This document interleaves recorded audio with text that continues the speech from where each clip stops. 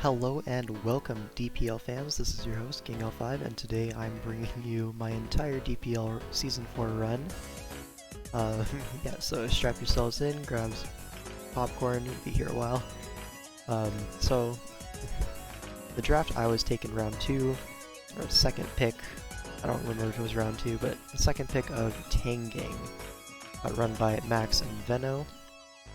And this team we got is actually so much fun to play with these guys. We have several newcomers to DPL trying to prove themselves, being Sharky, Austrian George, and Rise of Darkrai. We have some proven talent in Hunter Z Infected. I guess you could say kind of proven. He had a really good season on Season 3 individually, even though his team didn't make playoffs, if I remember correctly. But yeah, he popped off in Sun and Moon, hence the Z in his name, you know. So he's a SM1 trick, essentially.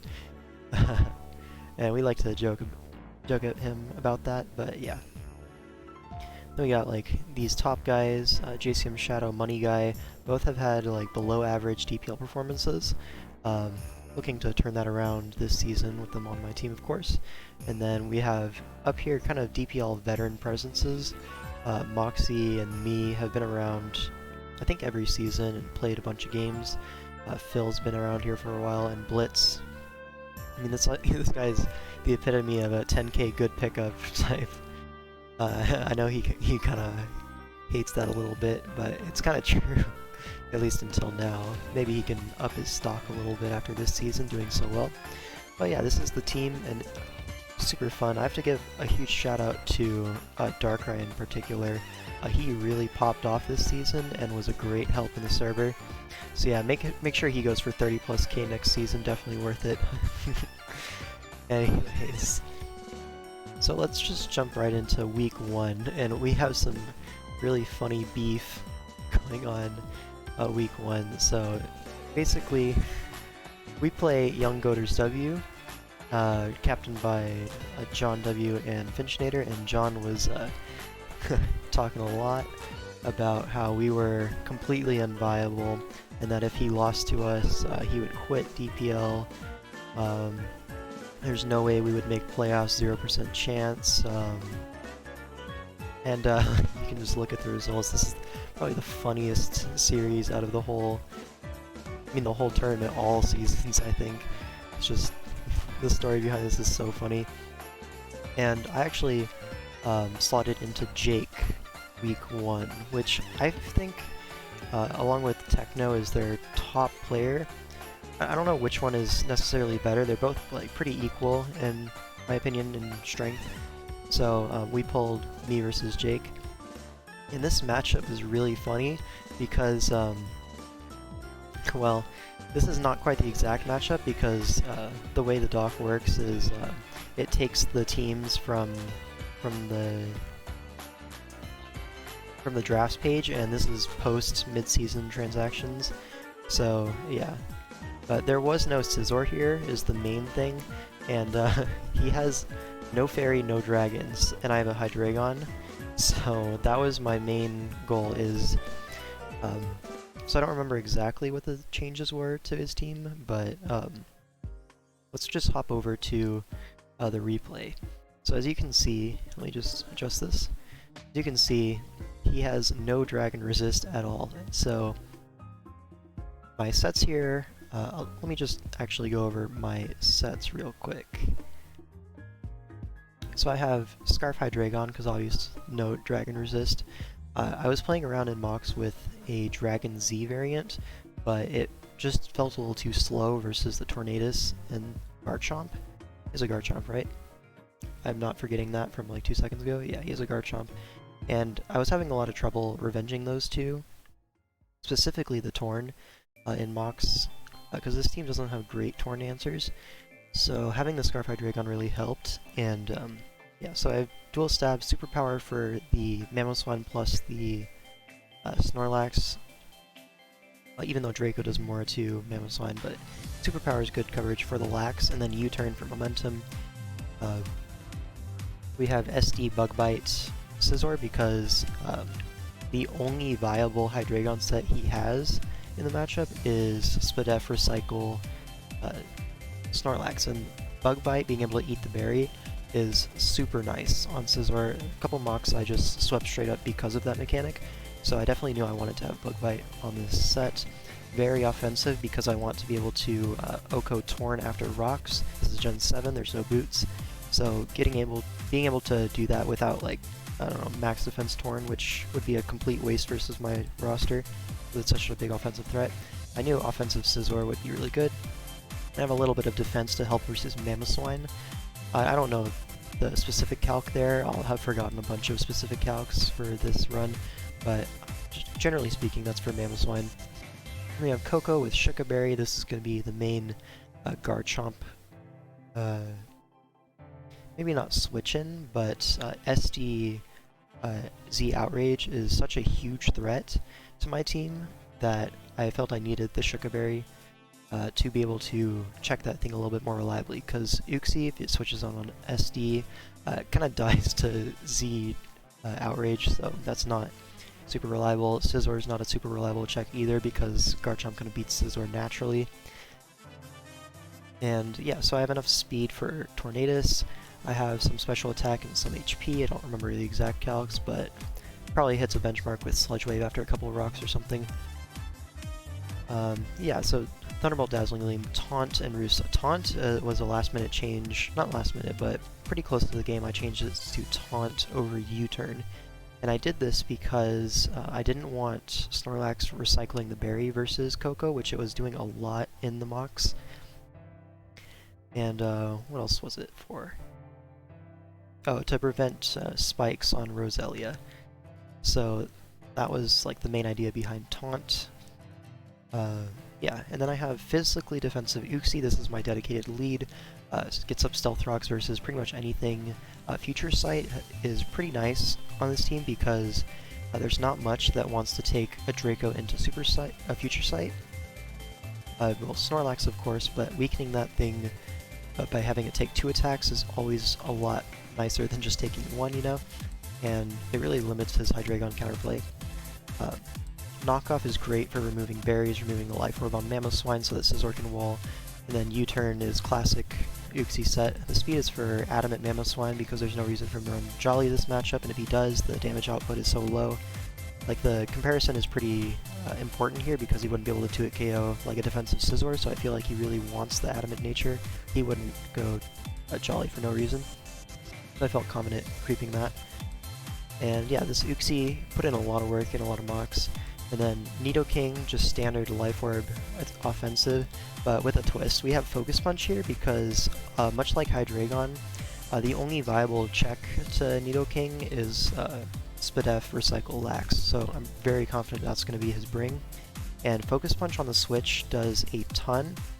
Remember, I had a specific sequence, I'll get into that with my Hawlucha set in a second, but T-Spikes also are insane versus this team if I can get rid of the Roselia, which is not too hard when Scizor directly threatens it so hard, as well as threatens the rest of his team. So I felt pretty confident in my ability to take down the Roselia, as well as Nidoking doesn't really need that many moves. Earth Power and Ice Beam kind of covers the whole squad besides Snorlax, and Focus Punch is there. For that, I can catch him on a Recycle potentially, and depending on where he's at, HP-wise, it will just kill. And so yeah, I didn't need any speed on this because his speed tiers are super bad. The only thing I would be creeping is a Mamoswine, and I'm not going to use Nidoking to check Mamoswine in any world, so that's why I max HP. Also, it is my Mega Electric check, so having bulk on this really helps in the situation of like overheat, or HP I send to overheat. That is not a kill with the max HP. So that was pretty important, I felt, and speed not so important, so yeah. And then Hawlucha we have Bandit because I don't really get much opportunity to SD versus this team, and he always has Mamoswine to revenge. He has Bulky Tornadus with Rocky Helmet potentially to tank hits, Bulky Garchomp. There's a ton of SD Hawlucha counterplay, as well as, not to mention, the Slowbro. Pretty sure they have a Slowbro.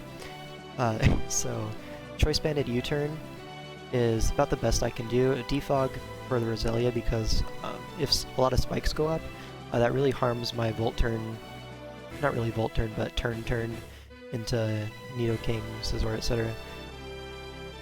Kind of ruins that whole vibe, and so I've hit Defog on here last move.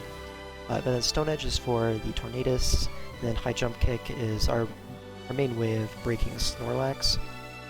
We have Limber so that Body Slam cannot pair us on the switch-in, giving us a nice Snorlax counterplay if it's not forced to recycle a bunch. Yeah, and then U-turn. So this was my idea behind the Focus Punch Nidoking. It's kind of an advanced sequence that I had planned. Lead Uxie, get rocks up, right? U-turn out into Hydreigon versus something. And then Hydreigon can U-turn on Lax, which is his only play most of the time. It takes rocks and U-turn, I go Hawlucha. And then I U-turn on the Slowbro, because he's forced out by Hawlucha, obviously, on the Lax. I U-turn on the Slowbro, I bring in Nidoking. From his perspective, I could easily have T-Punt or Thunderbolt, and that makes the Snorlax the best play in that scenario because Tornadus is the other kind of Nidoking answer there, but if you're expecting T-Bolt to be a possibility, you always go Lax, and that's so I can Focus Punch on the switch because Slowbro doesn't want to stay in. And Focus Punch after the rocks, U-turn, rocks, and then Focus Punch, that's a kill. I don't have to worry about Lax the whole game. It just kills straight up, so I don't need to worry about him getting the berry and recycling later. So that was the lead sequence I had in mind, and let's go on to the replay. So we see basically the 6 we expected, and let's just cut right into it. Again, my dedicated lead is Uxie, as he leads off, I think, with Mamoswine? No, he leads off with Roselia. I get up my rocks for free here, and then I think this is a free knock, so I get rid of the Eviolite. As he Leech Seeds, just minimal chip, that's not really too important to me. I can now U-turn, and I go Scizor. So Scizor is a pretty big threat with Bug Bite. He has a really hard time switching directly into it, so I knew it could be a defensive Chomp. We actually didn't bring the Slowbro, by the way. That kind of threw off my initial game plan, but not having Slowbro is still perfectly fine for my Hawlucha. I'm not going to complain. So yeah, here I go for the free Bug Bite. I get good chip on the Garchomp as it reveals to be bulky with the Rough Skin Rocky Helmet. And now I know he's going to get up rocks here, so I take my free switch into Hydreigon, and now I can U-turn on the Lax, I'm pretty sure, because that's his only play. Yeah, so he takes the rocks in the U-turn, so... And now my Hawlucha's in, and this is the freest defog of my life, because he doesn't really want to stay in here. And he has a Torn switch in pretty freely, so I can get rid of the double spikes and the rocks, so that's a good bring. Ended up really working out there. Now I can go into my Koko, because he doesn't really know if my Hawlucha is locked in or not. For all he knows, I could be like a defensive Roost defog U-turn set. As well as, so I could be Stone Edge, and so I guess he doesn't want to Sludge Wave into that and have to take the hit. But Koko was my play pretty freely. I guess he could have predicted the Uxie coming in, because it could have been Spadef, he didn't do any damage. So he wanted to do Hurricane, so yeah, that's a fine play. He ends up missing, and now I make the double into Scizor because I know the Roselia is coming in. I don't have U-turn, so I just make the hard double. And now I can get off a Roost or another Bug Bite. I go for another Bug Bite, so I take more recoil. But now he's going to double out as I think... What do I do here? I Bullet Punch. So I was... See, was I out of range of the Rough Skin Rocky Helmets? I was, so I would have lived on 2%, and Scizor Bullet Punch is super nice in the endgame. However, that does weaken me for Mamoswine, because I don't have the Bullet Punch, because Ice Shard would just pick me off at 2%, and I can't really Roost on much besides Roselia, which is... I guess I can Roost on Lax or Bug Bite it. But I was okay making this trade. Scizor for guaranteed no rocks on my side, but he actually switches out into the Torn, which is a good play because he can regen this off, and it does a ton, so I know this is offensive Torn. I go back into my Koko. As he clicks the Heat Wave, that was a pretty free Heat Wave, does good damage to my Koko, but now I can... What do I do here? I just Roost up, yeah, keeping my Torn check healthy. Now I go into my Nidoking, because that's my dedicated answer to the Manectric, as he Toxics, probably predicting the Uxie. or the Hydreigon. It covers both of those, but Nidoking was my play. And now I make a pretty big brain play. I double into Hawlucha expecting the Snorlax because without the rocks, Focus Punch is not a guaranteed kill on that, and he still has his berry, so it's really free for him to go Snorlax here. He doesn't want to stay in Earth Power, eat an Earth Power, right? But doubling into Hawlucha covers the Snorlax. I can get a free U-turn off, but he actually just clicks Overheat straight up, and that is really bad for me. I guess I a little overpredicted there, and I definitely get punished for it. So here I'm forced back out into my Nidoking as he goes into his Torn, getting it all regened up, and now I go into my Koko, my response to Torn, and I remember this calc being significant because previous calcs didn't determine if it was modest or timid. This, I believe, confirmed it to be modest, but he doesn't want to stay in here, so I just roost. If I hit myself, I hit myself. I can't do much about it. Here I go into my Uxie as he Earthquakes. That's really good for me because I can get up rocks again. Here he knocks off, I believe, yeah, and reveals to be Life Orb. So here I'm just going to knock off and let him kill me. But he actually goes for Earthquake, which is pretty funny. I'm guessing he predicted me to go Scizor and threaten stuff with a Bullet Punch, but that's not a great play for me. So I just stayed in. I don't really need Uxie outside of getting rocks up and weakening some stuff, so I throw up a Future Sight as he goes for knockoff and it doesn't kill me. So here I actually double out into Koko because Earthquake is not a play. Ice Shard doesn't miss, so he's most likely to go for that. And now my Future Sight will hit next turn. I had a reason for this play, I can't remember off the top of my head. But then I go Uxie, right? As he brings in the Lax to eat the Future Sight, he eats the berry, and now I can throw up another Future Sight and sack the Uxie. So now I have a Future Sight in the air with Hawlucha in. But Future Sight does not hit this turn, it hits the next turn.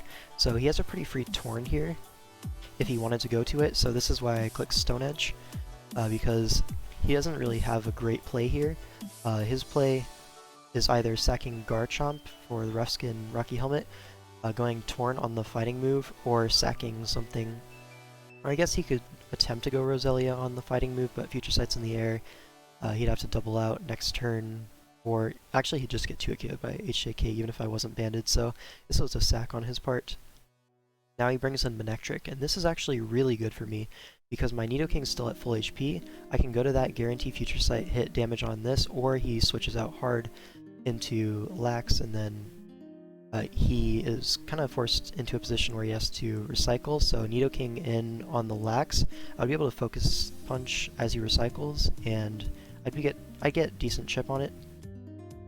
But yeah, so here he gets the Future Sight, and that's actually really big for my Scizor in late game because Manectric being weakened, Bullet Punch all of a sudden looks really strong. At +2 it kills Tornadus, it kills Garchomp, it kills Mamoswine, and +2 Scizor will always beat Lax, even though it's Fire Punch. I have a lot of HP and defense investment, so yeah. So here I kind of wanted to Focus Punch, but I figured I can just Ice Beam, and now he's at a point where he kind of needs to recycle to keep this thing around. So I go for the Focus Punch predicting the recycle, but he actually switches out into Torn. I don't really know what that was all about, but I still get good chip on the Torn, and I believe I'm still out of range of Hurricane. So I just stay in. If he blows the Z move on me, then he blows the Z move on me. What can I do? At that point, I'd shown Koko to be my repeated switch-in, so he wasn't likely to Z Hurricane, as my Koko would have lived that from that range, and I would just be able to threaten it out and roost, or even just attack, because at that point, his team's getting very chipped. I can go for an endgame. Roselia's dead. He doesn't have a great switch-in to Koko. But anyways, he does end up defogging to sack it. Not a bad play, because rocks were getting really annoying for the main. It has very limited switch-ins. Just puts everything in range of everything. And now Garchomp comes in. And here I go into my Hawlucha because I know rocks are coming and I want to get any value I have now out of it, instead of just being a rock sack. So I actually get a kill with HJK.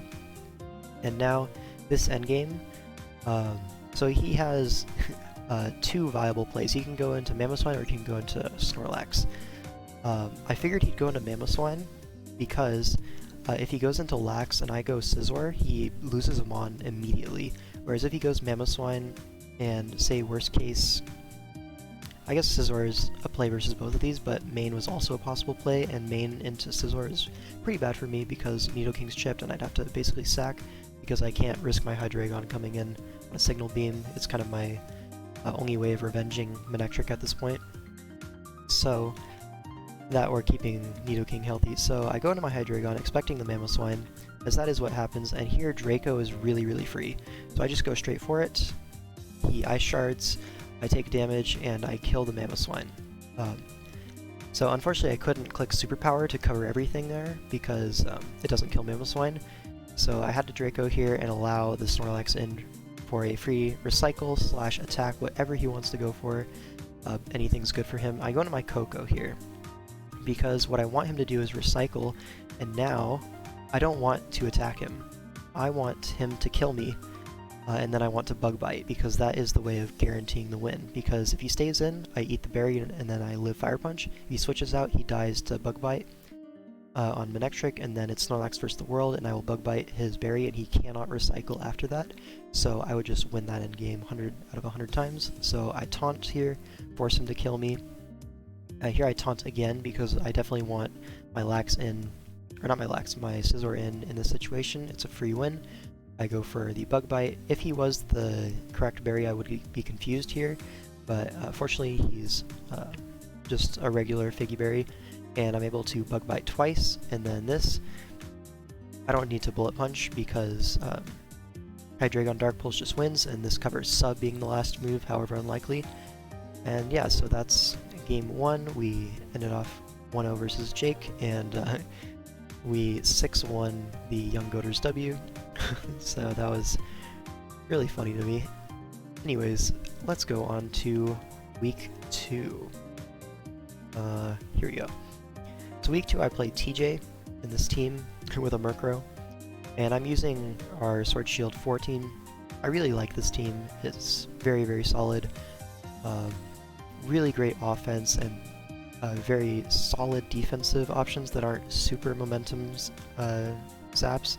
You have Clefable, Gastrodon, and Heatran as the main defensive core, and they all do good damage besides Gastro, so that's pretty good. This matchup is, I don't really remember much about this, but as you can see they have quite a few threats here. Gliscor, Lottie, Megalophony, all very strong Pokemon in the metagame. They make up for that by getting Cradily and Murkrow to Unmon, so I can be pretty confident in the top 6 coming. I don't really need to make any special prep for Murkrow and Cradily, so it's basically an 8v6, because any 8 of my Mons can reasonably come in this matchup, whereas he only has 6 viable ones. So let's go into the team I decided to build. Just get the dimensions right. Alright, so in the Lottie Mirror and a Mega Lopunny as well, built Scarf Lottie was really strong. Unfortunately I did need 4 attacks to really cover everything because Ice Beam for Gliscor is pretty mandatory, and then Surf, what was Surf for? Must have been something for, before the free agency. That's kind of annoying that I don't see the old matchups, but what can you do? I have these 4 attacks. Psyshock is because Spidef Clef is more likely that... Wait, do they have a Clef? No. What was I Psyshock for? Oh, Spidef, Rotom Wash, maybe? Hold on, let me see. Oh, this was a completely different build. They made a lot of changes. Okay. Yeah, so Psyshock is obviously for the Primarina. I'll just ignore the DPL doc for this matchup. Psyshock for the Primarina. Surf is for the Heatran, obviously. So there you go. There's the answers. Oh, this is actually a different team. I decided to bring the Golem over the Skuntank. Let me just, hold on one sec. Yeah, this was a last minute adjustment. Where was it? here's the team. So yeah, same Scarf Lottie, and yeah, it's just good versus this team. Great Revenge Killer, and then I have Physically Defensive Clef with Ice Beam, Knockoff, Moonblast, just the 3 attacks. This puts up a lot of pressure on his team if we assume that Heatran cannot come in if it's scared of Golem. That was the main change. I originally had Skuntank on the build, but I changed to Golem after some mocks revealed that when I don't have Golem, Heatran's really free to come in on Clef, and that's super annoying. It basically detracts all value Clef can get. And I don't switch in great on Heatran anyway, so I want to limit that as much as possible. With the existence of Golem, Heatran gets trapped, and then this Clef set goes ham. Ice Beam for Gliscor, Moonblast Knockoff for everything else. Physically defensive, yeah. Then here we have a Assault Vest Rillaboom with a fancy EV spread. I remember the SPDF is so that I can live a max special attack Heatran hit, and high horsepower kills it back if I'm not faster, which I think he'll be a really slow SPDF Heatran, so my speed is there to catch a creeping Heatran, and my attack is kind of the leftovers, I think. It's a nice number, like you see here. I gained 2 points for the last EV, that's nice. And then 4 attacks, obviously because I'm AV. I don't have Woodhammer because I needed all the coverage I could get. And yeah, this is a big threat to his team. The only real answers are the Oricorio, which I expect to be physically defensive to handle Rillaboom specifically. And I can knock off the boots and then U-turn the next time, get off a Rocks plus U-turn, which is really good for me. But yeah, Mega Pidgeot is here because outside of Heatran, there isn't really a great flying resist on his team, and I have a Alolan Golem to trap that thing. So Hurricane, Defog, Roost, and U-turn. Pretty nice set. Maintaining momentum and getting in my heavy hitters, specifically the Heatran, is really nice versus his team. Speaking of the Heatran, I have max special attack Modest Life Orb Heatran because this will OHKO a fast Gliscor after rocks, and it'll 2-hit KO a max SPDF Gliscor while being faster than it. Like, the EVs are really basic, but what it ensures is that if Gliscor is faster than me, it drops to overheat, and if it's slower, it'll get 2-hit KO'd on the switch. So Heatran has no switch-ins. It's also my rocker, and I have Explosion for the Primarina because trading out Heatran for Primarina opens up my Scarf Lottie a lot. Like, a lot, and in endgames like that, I found Lottie is just so big of a threat that it's worth my Heatran going down. I'm not expecting Heatran to stick around this game very long, being Life Orb, Explosion, but it will punch some holes while it's around. And then last we have Jolly Scarf Golem. I went for Jolly because I don't need Adamant to OHKO Heatran with Earthquake, which is the main target, as well as I want to outspeed Oricorio if possible, and be able to hit that with a Stone Edge, because this is my main Oricorio check.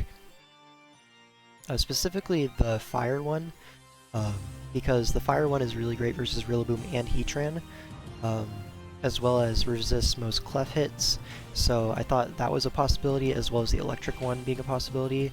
The Ghost one's not going to come, and the Psychic one is bad. But those two I felt were viable, so I wanted to have Golem to be able to revenge both of them, or switch in on both of them, because the natural typing is really nice for Oricorio. But yeah, this is another Explosion one with Wild Charge and Stone Edge. Those aren't too important. The main move we have on here is Earthquake for the Heatran. So let's get into the game. He decides to bring the Electric Oricorio and then like the top 5 ones. So yeah, let's just get right into the game. It's been a while, so I don't remember quite everything. I lead off with the Clefable and I knock off the Heatran. I really don't expect him to Flash Cannon Raw turn 1. It's relatively unlikely that he even has Flash Cannon in the first place, judging that he needs a Fire move for Rillaboom and Earth Power for Golem, and then Rocks. Then like Toxic is probably your choice to hit Latios. So I just get my knockoff there. He's actually Sugar Berry, and here I do Scout for the Flash Cannon, but I've hit my Pidgeot as he does click it, and I'm able to roost this off pretty convincingly. Actually, I go for Defog. I remember, because I wanted to basically sack Pidgeot here to an attack, get the Defog, and then trap with Golem. That ensures no rocks on my side, which is really nice for me. But he goes for Toxic, which is a good play because now he can Rocks up here. And that's the reason I go Golem here, because Rocks there is pretty obvious, and so I trap this with Earthquake. It's kind of hard to Earthquake or Earth Power into a Pidgeot, so that's why I made that play. I just felt I could get away with it. Now he brings in the Gliscor. This ends up being a Demon set, as you'll see here. SD and you're going to see Facade does half, but Ice Beam does a ton, 67%, and my leftovers mean that's not a 2-hit KO. So he goes for the Roost here, and my Ice Beam does 40. So that's the that's the minimum, and then that's the maximum. So we know this is max special defense Gliscor, pretty much. And he goes for another Roost as I Ice Beam again. I don't have another play. I get another high roll, but he reveals Protect here, which is actually really great for him because my Ice Beam after Roost into an Ice Beam not roosted doesn't kill. So I go for Soft Boiled here because I know he's going to attack, and then I go for the Ice Beam to get the chip off. And now I believe I go into my Heatran because he revealed to be Mono Facade, and he gets off the Roost here. He doesn't have another play. And now I'm like, okay, if he roosts here, then that's pretty bad for me, but if he just attacks me, then I'll be able to... oh, you missed the free rocks. So here I'm like, okay, his only way that he dies is if I'm Specs, so he probably wants to scout for like Eruption or something. If I click that, then I'm obviously like Specs or something and he can go Primarina or whatever. So he goes for Protect and I get up free rocks. And here I go for Overheat, and I get a crit, which didn't actually matter because he was max special attack, and he did confirm after the game he did click Roost, so that could have been really bad for me, but I got the crit so it wasn't. Mons is Mons. And so now he goes into his Primarina, and here I'm like, okay, Heatran's done his job, it's punched holes. His own Heatran's dead, which is the main reason why I would keep my Heatran around anyways, because not a lot of them were actually fitting the Earth Power. A lot of them in Mox were just running Shut Shell Dual Stab. So I was able to switch in, and then obviously he can't risk his own Heatran versus my Heatran because his is more important than mine. And I'm obviously offensive where his has to be bulky versus Pidgeot, Latios, etc. Anyways, I make the trade of Heatran for Chip on Primarina, and he goes for Skull.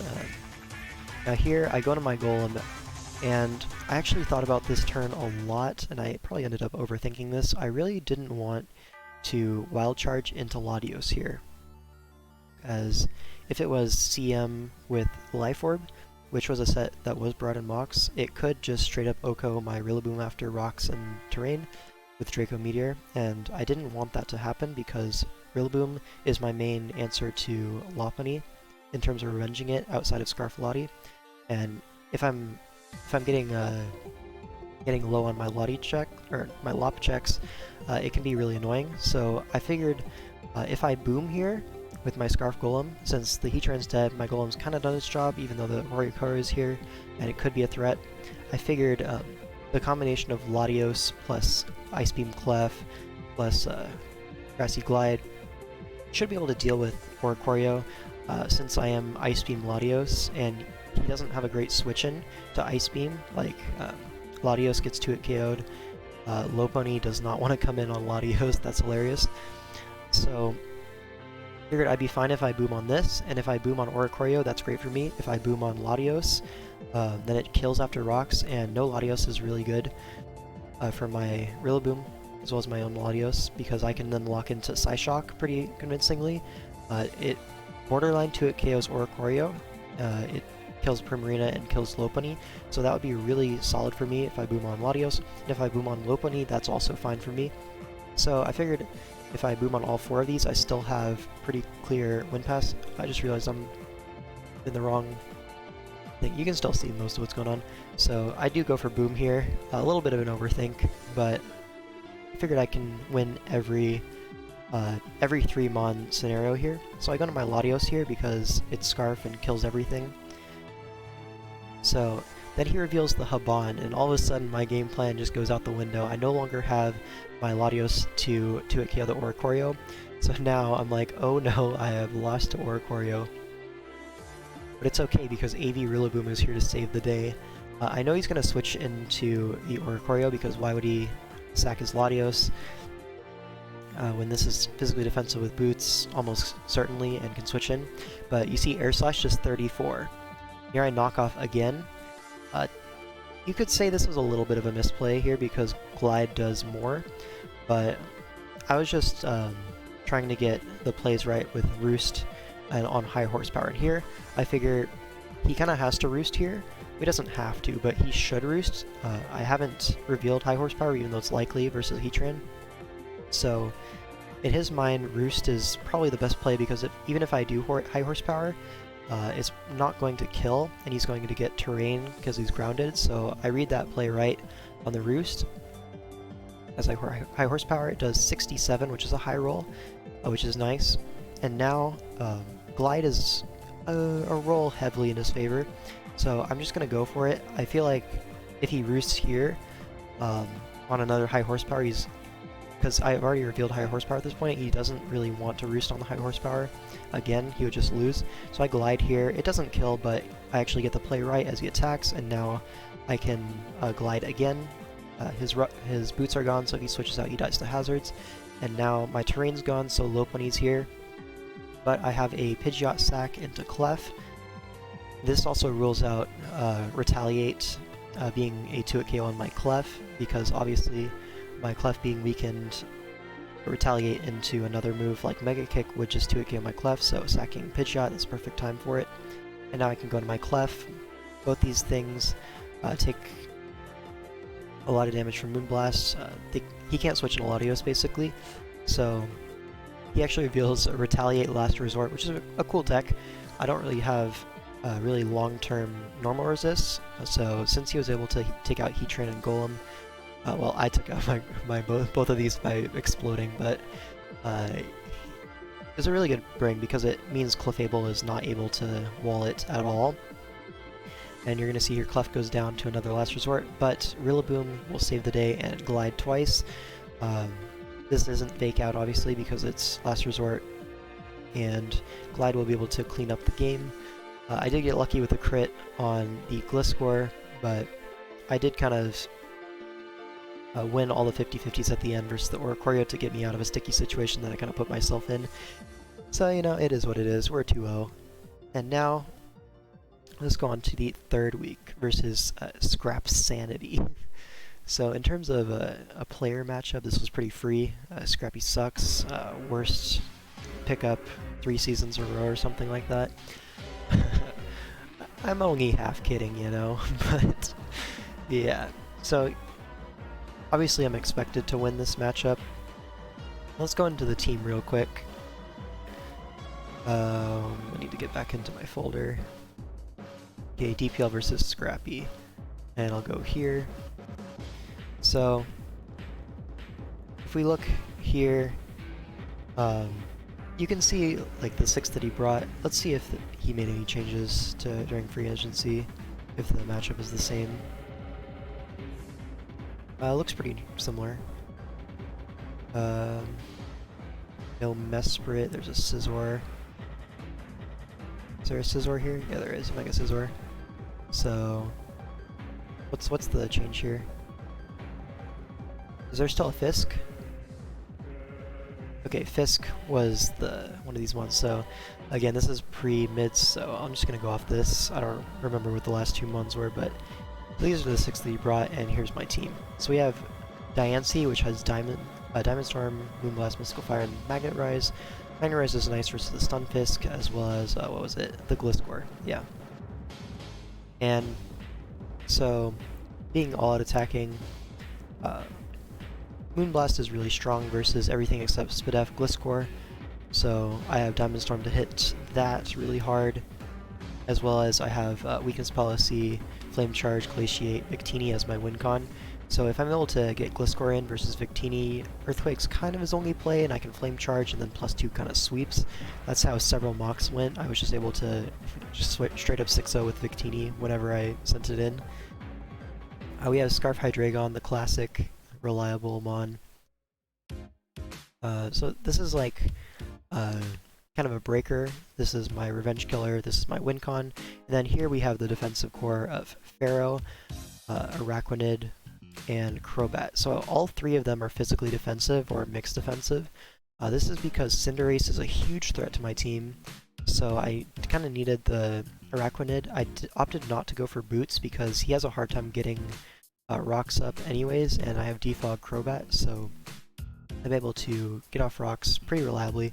And the helmet chip on U-turn is really important on Cinderace, putting it in range of Victini at +2, putting it in range of Scarfy Dragon, as well as limiting the Moonblast switch-ins, because he could of course pivot into it on a non-Diamond Storm.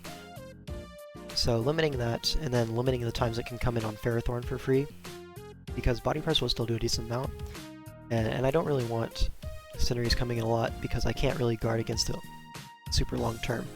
So that's what the defensive core is there for. I believe he also had a Kyurem, so that's what the Spadef is for, as well as Body Press being good against that. Yeah. So this is my rocker.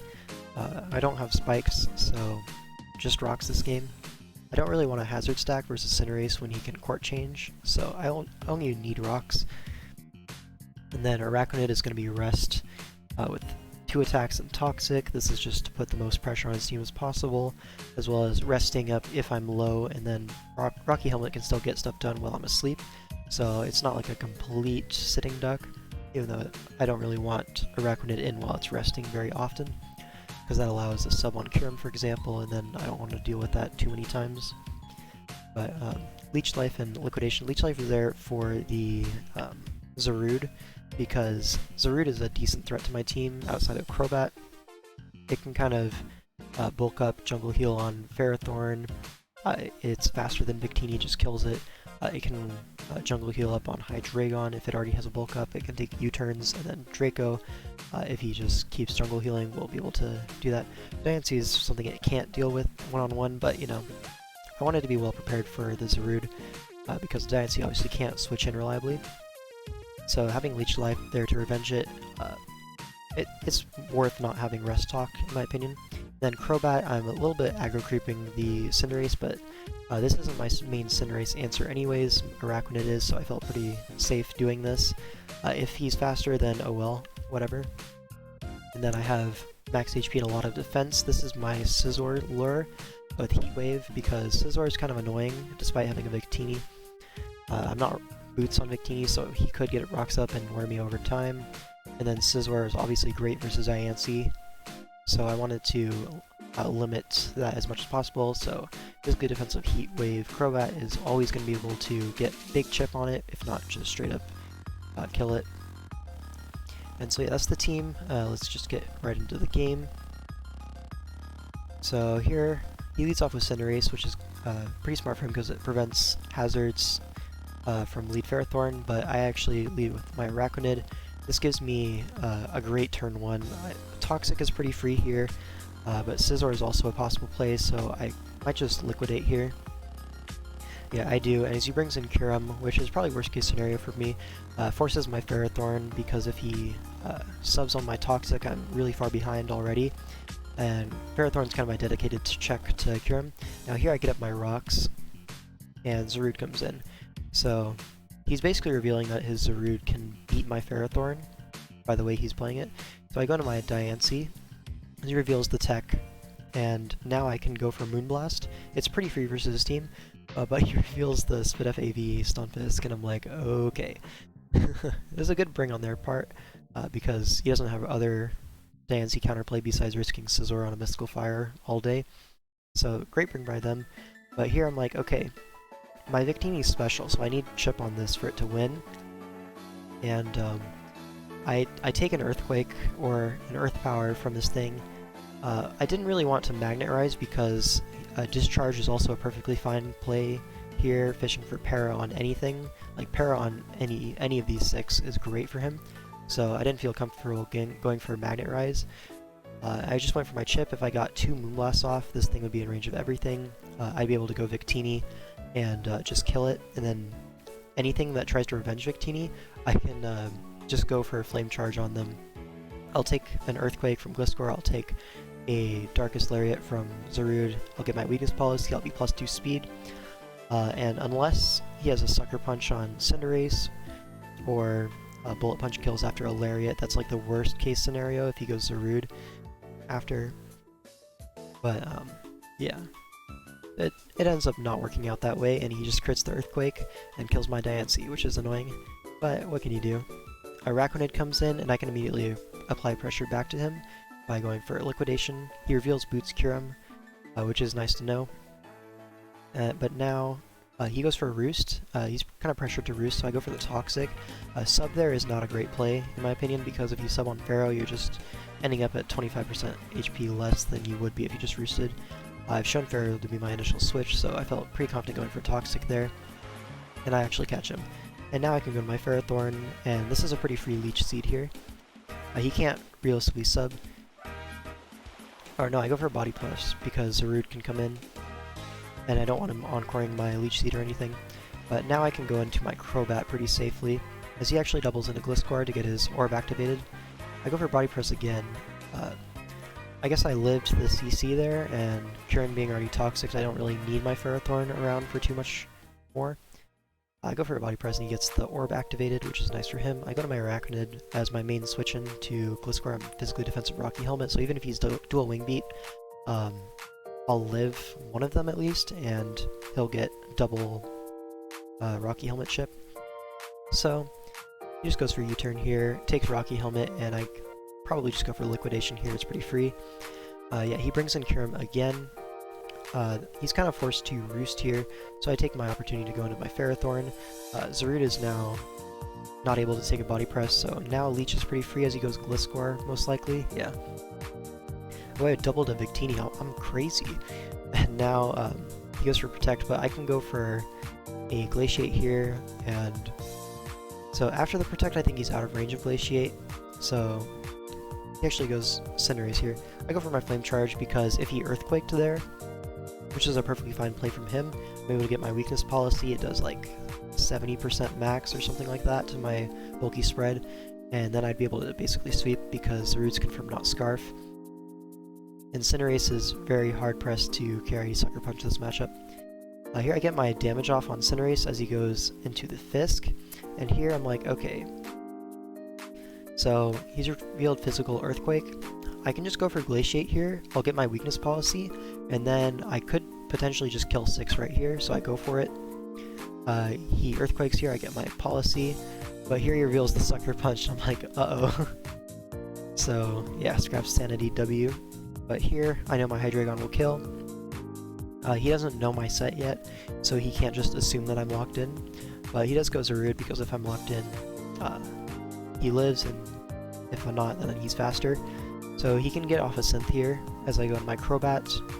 He actually opts to go for Low Kick though, keeping his Zarude low, which is going to bite him, potentially. So here's a free Brave Bird. I don't want to reveal Heat Wave if I don't have to. Gliscor is a pretty safe switch in a Crobat, but I have my Araquanid here. Earthquake, U-turn, Protect. His last move is probably Roost. It's unlikely to be dual Wing Beat, so I'm pretty safe going into my Araquanid. And here, Kyurem's in, I go to my Ferrothorn. He's getting a lot of opportunities to freeze my Ferrothorn, but he's not getting it, so that's great for me.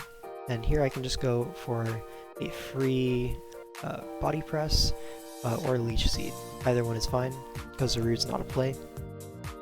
And this will be able to keep Gliscor low, because I can Power Whip on the Roost, but he actually reveals to be physically defensive here. He probably already revealed that with the Crobat hit. Yeah, he already did. But Power Whip after the Roost is doing super effective damage, plus the Leech Seed. He's not gaining any HP, but I'm not really gaining anything either. The only thing I'm gaining is PP stalling Roost. So in theory, he could stay in here. I go for Power Whip one more time, just because I want to make sure that he's a little bit conditioned, so that he doesn't like necessarily roost on my switch, or at least I can potentially catch him on a non-roost, but he actually just goes hard out right now.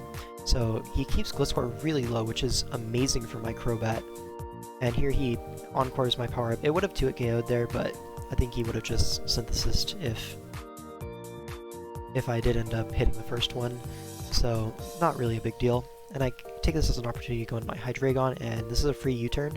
It'll do more than half, so I still gain something if he synthesizes, and since he doesn't know if I'm Scarf or not, he could potentially go for the low kick, and then I get the U-turn into Crobat, and now I'm like super nicely positioned here, because Crobat will kill Cinderace, I likely outspeed, it will kill Zarude, it will kill Gliscor, it'll 2-hit KO Kyurem if he tries to switch in, potentially, unless he's like max HP or something. And I have Heat Wave for Scizor. So Crobat's looking really nice this endgame because he let Gliscor get so weakened. So he basically has to pick a sack here. I go for Brave Bird and he sacks the Gliscor, which is amazing for me. And now he actually goes into Scizor, which my Heat Wave lure is going to end up working here. Does 64 as he knocks off, but this is fine for me. I still take the Bullet Punch, so I'm able to stay in and Heat Wave once more. I actually go for Brave Bird because it kills, it's at 24 and it can't miss. Also, he can't pivot into Kyurem on Brave Bird. So, yeah. Here, I go for Roost because if he goes for Ice Stab, which is probably his best play here. Maybe not his best play, but if he goes for Draco, I'll live one after the Roost, and if he goes for Ice Beam, then I can stall Toxic turns as it's no longer super effective because I lose my Flying type while roosting. So Roost is a free play. Earth Power as well was like worst case scenario, but it's still not that bad for me. As you can see, I can Roost once more if I want to, but I go for the easy Hydreigon endgame here. He kind of has to get a ton of 50-50s right, and even then, Scarf Hydreigon's going to win. So I just Brave Bird there. It doesn't really matter that he Earth Powers into it, because Scarf Hydreigon wins this game anyways. Here he doesn't even Bullet Punch, and now my Hydreigon wins. And so now we're 3-0 going into mid-season. Obviously a fantastic start, and I believe the team altogether was 2-1 record-wise. So we were feeling pretty good. We didn't make any mid-season changes to our roster, but we did make some changes to our drafts, fixed some of the Sword Shield stuff in our 1 draft, which was initially Mega Glade Spectrier and a bunch of Fatmons, which ended up not working out as well as we thought it would, so we ended up changing that out for an Aegislash, Clefable, more like bulky offense type build, instead of like a balance with a Spectrier, you know? And ended up really liking that change to the draft, as well as we made some changes to Oras and Sun and Moon drafts as well. But anyways, let's move on to week 4. Let me just get a sip of water real quick. Been talking a while. Alright, so week 4. We're playing up against Rocky Helmet Verzion's notoriously lucky team even at this point in the league. And I play up against Pyronox. And I end up losing this game, as you can see here. But let's look at the matchup, because from now on, all these teams are post mid-season transactions, so they'll all be accurate on the dock, which is nice. So looking at this matchup, Lilligant is not really a mon because of Celesteela, even though I could run Nature Power in conjunction with my Koko. That's just not worth it. So I'm probably going to bring the top 5 in Hawlucha because Quag kind of loses a lot of momentum versus this team. Celesteela can obviously be a grass move, Infernape can be a grass move, it doesn't really check much here. So that's what I end up bringing, is those 6. And let me just bring up my team here. Alright. So, as you can see, we have a relatively bulky Koko, 128 HP, Adamant Nature, with a lot of attack, Electrium Z Wild Charge. This is actually a pretty nice nuke versus his team. You can see his only counterplay to this would be Seismitoad Rotom Wash. And versus Seismitoad, I have a really easy U-turn on that, as well as Grass Knot, but I can just Wild Charge Raw and then U-turn. He doesn't have reliable recovery, so I really don't mind that, as well as my Scizor is not that important in terms of damage, so I'm allowing this to be my Scald Burn fodder because nothing really wants to take a Scald. I'm okay with Scizor getting burned. I can Roost Off, and Knock Off is the main utility of this set. I'm not really aiming to sweep even though I have SD.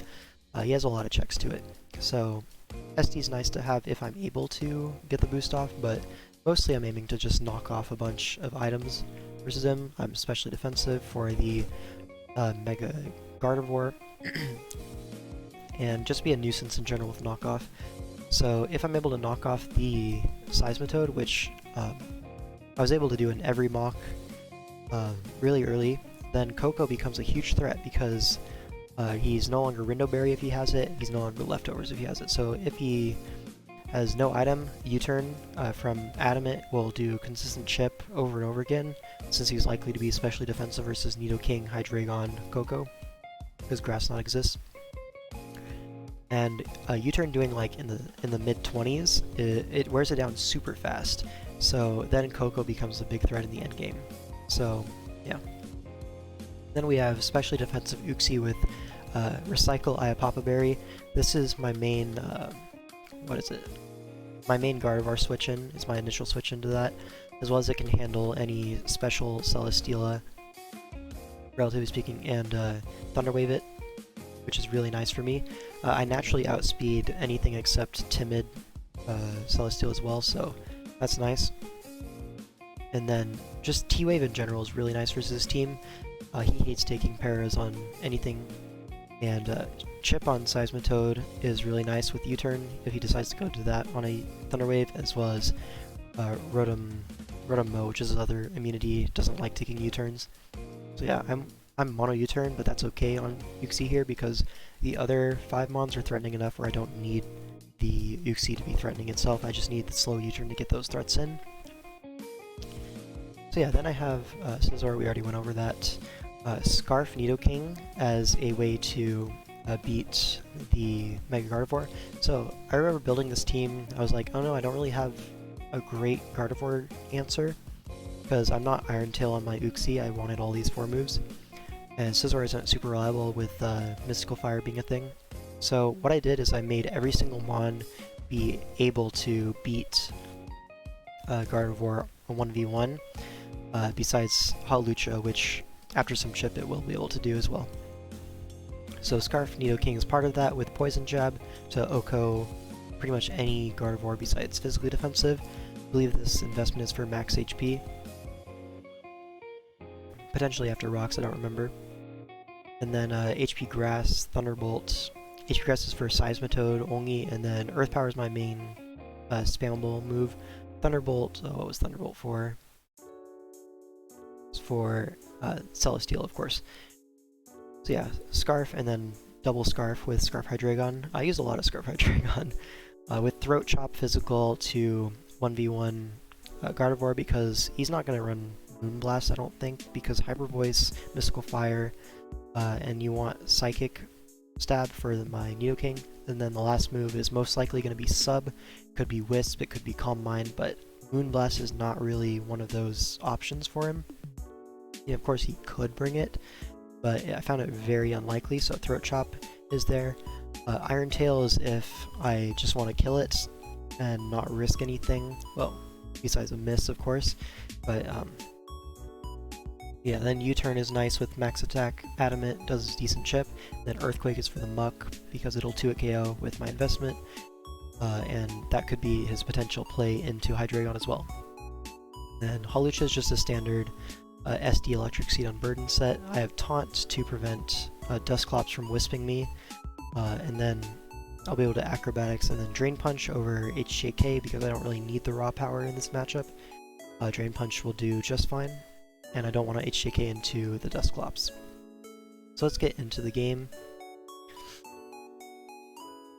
And yeah. So I lead off with my Uxie, as per usual, free rocks versus pretty much everything. As he misses Toxic, which is a little bit unfortunate for him. And then I go into my Scizor on the rocks, and I'm able to get off a knockoff here. He doesn't have great switch-ins to Scizor besides Infernape, which is a pretty big offensive threat to my team, so he wants to preserve health on that if possible, so I can understand him staying in fishing for the Scald Burn. But this removes his Rindo Berry, which drastically reduces his Coco counterplay off the just directly in the first 4 turns. His Coco counterplay is now, I don't know, hoping. So, yeah, he doesn't get burns, but I don't really care about burns. I'm just spamming knockoff. As he reveals Z Celestial, which is not a surprise at all. And here I go for my Uxie here, as he makes a nice double into the Muck here. If he's Pursuit, then that's good chip on my Uxie, but he just goes for knockoff as I go Scizor. Here, I just knock off to get the berry off. He actually ends up being Cuss Tap and Fire Punch, so I end up sacking my Scizor pretty early, but it kind of did its job. It weakened Seismitoad, and weakened Celesteal, which is all I really needed it for. It would be nice to have for Gardevoir, but Infernape's always going to be there to check, and I don't have great switch-ins to Infernape, so getting a kill with Scizor is not necessarily a net positive for me in all situations, so I'm perfectly fine letting it go. Now I can bring in my Koko. Again, his counterplay to Koko is now Hoping, and so he's just going to sack the Muck there and then go into Seismitoad. I'm not really sure why he did this, so I thought about this pretty hard. So, revealing Wild Charge could make him think, hey, Wild Charge, I hadn't revealed U-turn at this point. Maybe I'm Scarf Koko to take on the Autotomized Seala, as well as Scarf Infernape. So if he is Scarf Infernape, he doesn't want to go into that and risk the Wild Charge. So what he could do is go Seismitoad and double into Infernape, because if I'm Wild Charge locked in like Scarf, then I'll switch out there, obviously, and if not, I'll probably Grass Knot or U-turn, both of which Infernape doesn't mind taking. So that was why I didn't Grass Knot here, because U-turning on Infernape is much better than Grass Knotting into it. But both plays will kill Seismitoad, which is the main thing here. And so I go into my Hydreigon here, because this will bait in the Gardevoir, and I can reveal my tech of Throat Chop here, and just take out the Gardevoir, or leave it really low. And you see that's exactly what happens. And now he has a free switch into Infernape because I revealed Scarf, and I'm locked into the Dark move, but Chip on Infernape is great for me, because this puts it in range of Wild Charge. I don't need to blow my Z on it. I can save my Z for Dusclops, as that's my main way of breaking it right now. And then Wild Charge basically kills everything besides the Infernape. If it's Scarf, it'll kill my Koko, which is why I don't want to stay in on that. And here I just go to my Uxie as he U-turns, good play on his part, and now Celesteal comes in. Now here, I actually would have preferred to eat the Toxic earlier, because then I would have gotten my Iapapa Berry, and I would be able to T-Wave here. I do T-Wave anyways, but I miss, which is really bad for me, because as you're going to see, Max Modest Z-move Steela is a roll to kill me. It's, I think, like a 44% roll, if I remember correctly, versus my spread. I don't remember exactly. I'm pretty sure it was like a mid-roll, and he ends up getting it, which is, again, really bad for me. If he did a little bit less, I would have got my Iapapa Berry, and I would be able to recycle and wall this indefinitely while it's parried. Because I went for T-Wave, obviously, this turn. But now I have to kind of pull a lot of sacking off to beat the Celesteal, which is going to make my endgame really hard. So I go to my Hydreigon. It's the only mon that lives a hit, and I need to do damage to put it in range of Hawlucha. So my play is Hydreigon. I live +1 Flash Cannon. I Throat Chop is my strongest move to hit it, and now I have two plays. Okay, I can save Hydreigon, or I can go hard Koko, sacking it to an attack. And then he'll get +2, but then Electric Terrain's up, and I can go into my Hawlucha, and then I'll be able to Drain Punch Revenge it. And then Hawlucha kills the top 3, so Dusclops will be forced in, and then I can just Acro a couple times, bring in my Hydreigon. I can, because my Hydreigon would still be around, I'd live 1 Rocks, and I'd be at, well, really low 6% HP, but I can get off a Throat Chop / Earthquake, depending on how low Hawlucha was able to take Dusclops. And so a Throat Chop will either weaken Infernape to the point where it'll die to Flare Blitz recoil versus my Nidoking, or I'll kill Gardevoir, or I'll kill Dusclops. So all of those are pretty good for me, and then Scarf Nidoking would be able to clean most of these situations. But the problem with that, a long sequence, is that if he autotomizes on my switch to Koko, I just lose on the spot. There's no counterplay at all to that. Hawlucha would be outsped by +4. Because I don't think I have a bunch of speed. No, I'm pretty slow in terms of Hawluchas. So he would be able to be faster than me by a couple dozen points, and then he would just sweep my team. So I really wanted to go Koko here, but I just couldn't do it. I'm not a fan of throwing out the game to a 50-50. Even though it's very likely that he would Flash Cannon there, I didn't want to take the risk. And now Koko comes in. I have to sack this off to get off the terrain. I guess, no, I had to sack that because Scarf Infernape would sweep with the fire move if I try to sack Nidoking there to get Hawlucha in. So now I can get my Hawlucha in, revenge kill the Steela, and now Dusclops comes in, and I'm able to taunt this thing because the most likely set here is Seismic Toss, Will-O-Wisp, Rest Talk. Since nothing on my team really likes taking burns, that set is really annoying to take down. So I go for Taunt. With my HP investment, I'm able to live 3 Seismic Tosses, which is really nice, but he actually ends up being Psychic and crits me, which wouldn't 2-hit KO otherwise, but at the time I was pretty annoyed with this crit because I thought it probably mattered, but as you can see, Acrobatics does nothing. After 2 Acrobatics, he still would not be in range of my Nidoking, so I wouldn't be able to actually kill with Earth Power and then sweep with Earth Power. But at this point I needed to preserve health on Nidoking to take a Scarf Flare Blitz. I was unable to do so, so now I'm going to lose to Scarf Infernape. Of course, he could be not Scarf, but he is Scarf, and so we end up losing, I think, directly because of the T-Wave miss, forcing me to sack Koko and Hydreigon. I had no other sacks there, those were basically forced. And Koko being the best Mon in the matchup did not help that endgame. So yeah, unlucky, but what can you do?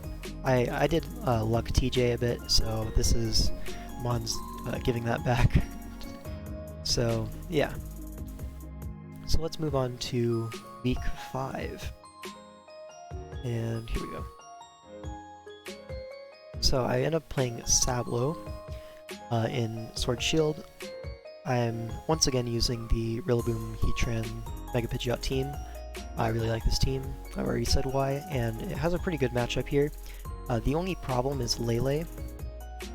A lot of mocks had some Demon Leles that were able to beat my Heatran, like CMing on the Flash Cannon, potentially, and it was just a rough time.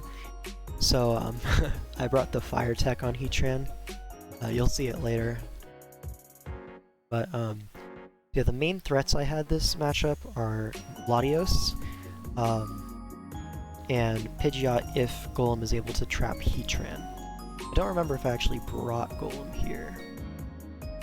No, I actually did not end up bringing Golem.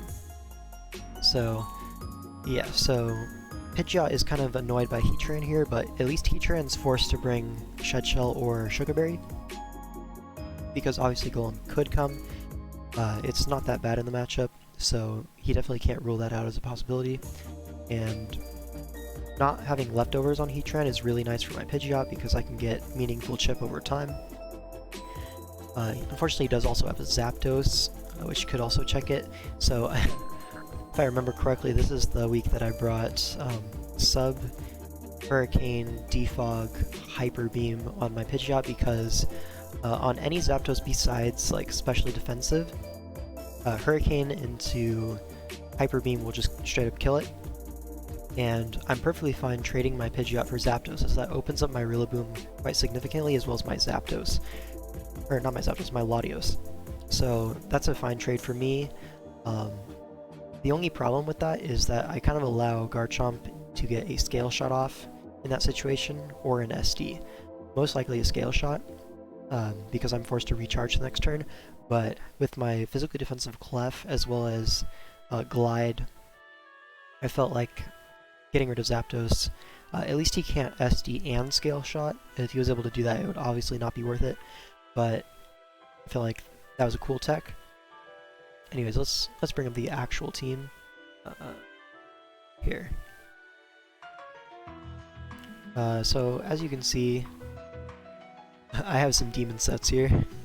There's the Hyper Beam. There's the Hyper Beam sub.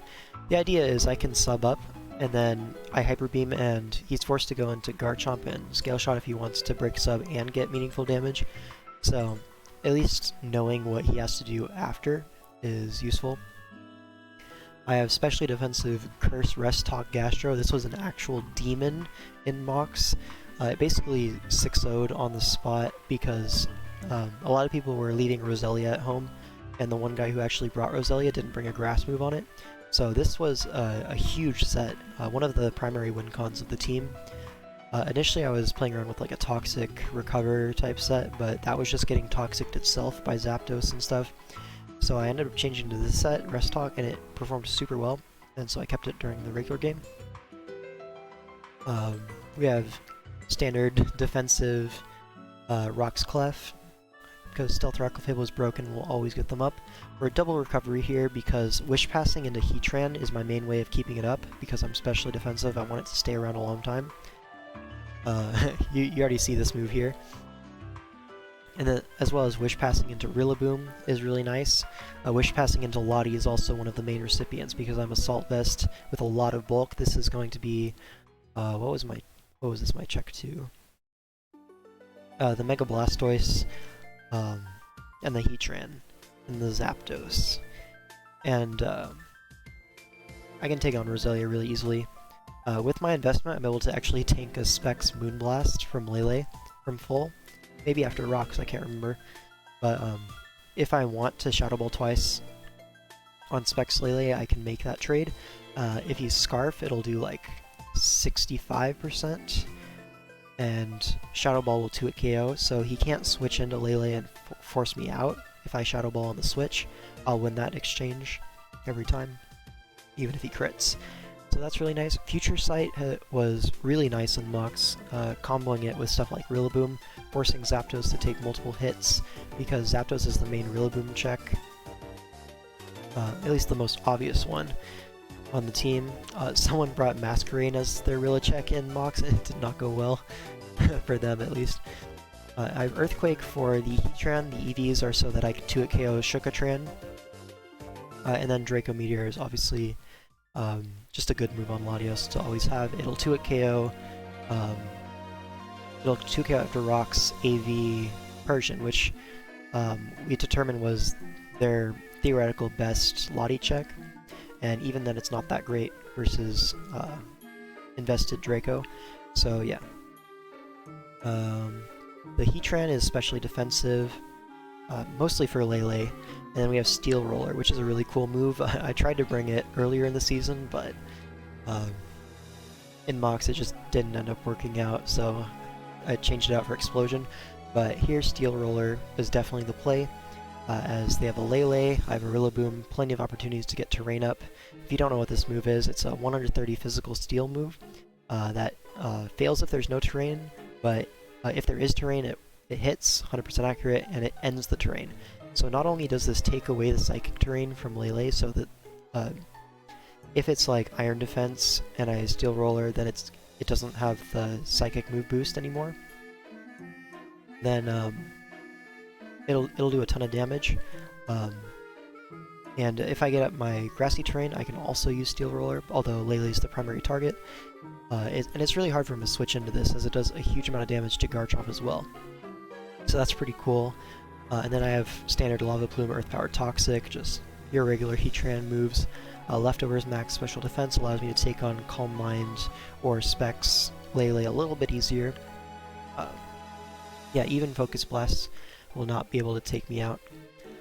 Yeah, Rillaboom is protective pad, so I can click knock off pretty freely versus static Zapdos. Otherwise, I would not feel too comfortable repeatedly risking the static, but here I can just U-turn and knock off freely. Max attack Adamant Glide is really nice in endgames here, and high horsepower is for their Heatran, of course.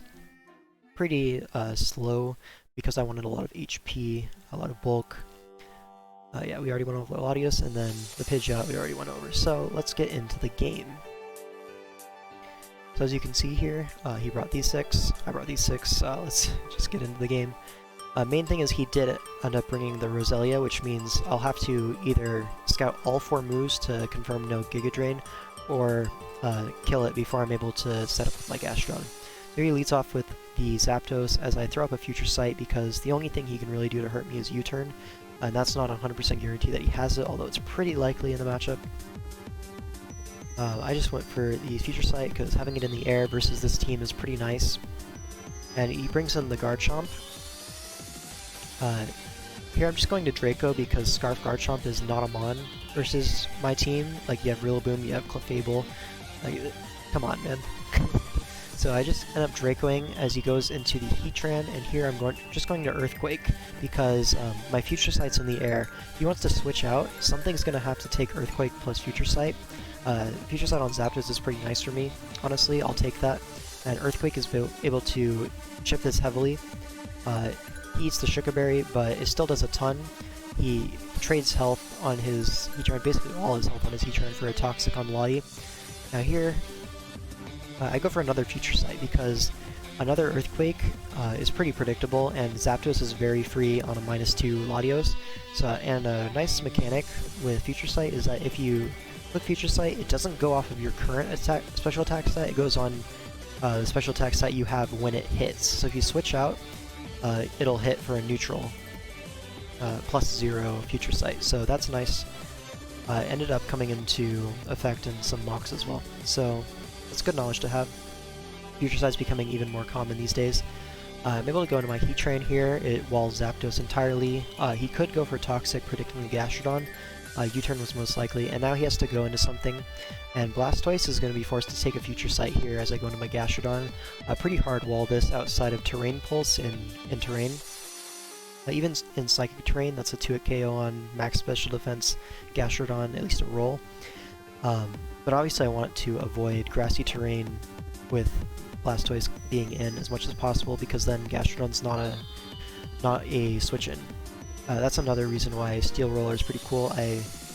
Since Blastoise mainly comes in on Heatran, it doesn't really come in on much else super freely. If I Steel Roller, then he gets rid of the terrain. He cannot Terrain Pulse in my Gastro. He's planning on that. As well as he loses the Grassy Turn recovery on Blastoise, which means all the chip there is permanent, which is really important for my Latios because Draco will not kill it from a large amount of HP. But I can pretty easily chip it down into Draco range. As you can see right here, Future Sight does 47, so Draco is a little bit stronger by 20 base power, so it'll be able to kill Blastoise from this range. So I already accomplished that. Now Gastro in. I make the clean double into Pidgeot, predicting the Roselia because he doesn't have much of another play. And now I can get off a free Hurricane, and this will give me a scout on the Zapdos spread. And from that damage we can see that he's especially defensive. So with that knowledge, I know that my Rillaboom is instantly a bigger threat now. I think potentially he could be even a Helmet Garchomp to help deal with Rillaboom, although I think SD Scale Shot is just clearly the best set in this matchup, so I'd be surprised if he was Helmet Rocks.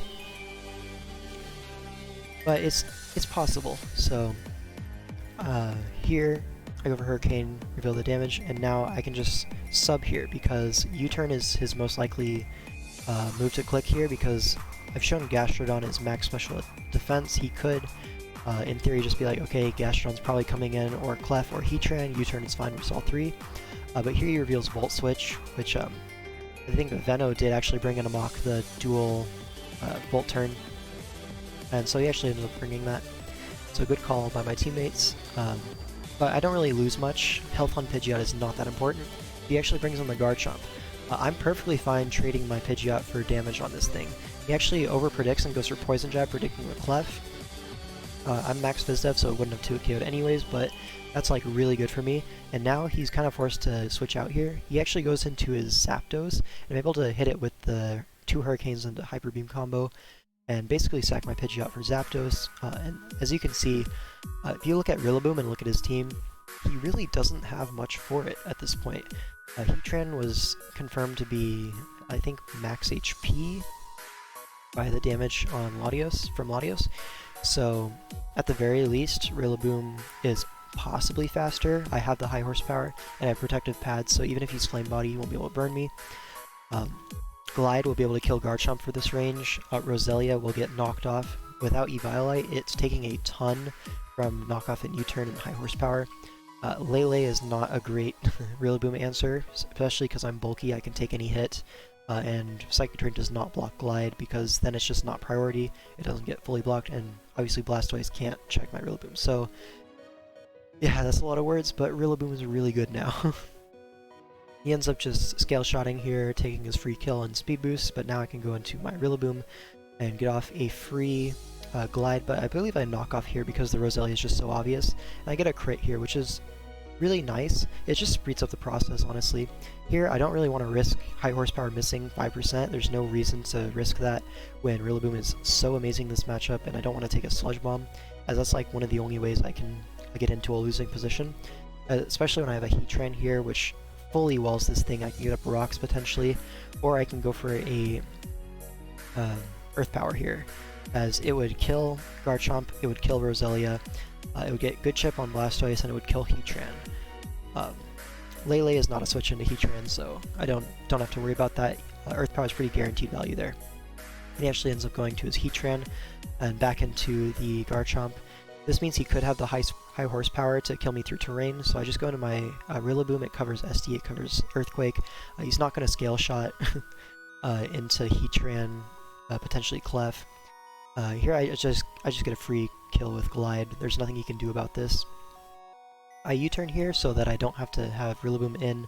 Versus Lele, I can go into my Heatran, which basically forces Lele out, because one of the only ways I can lose this is if Lele is like Iron Defense, Calm Mind, and gets like a ton of boosts, so I can't break it.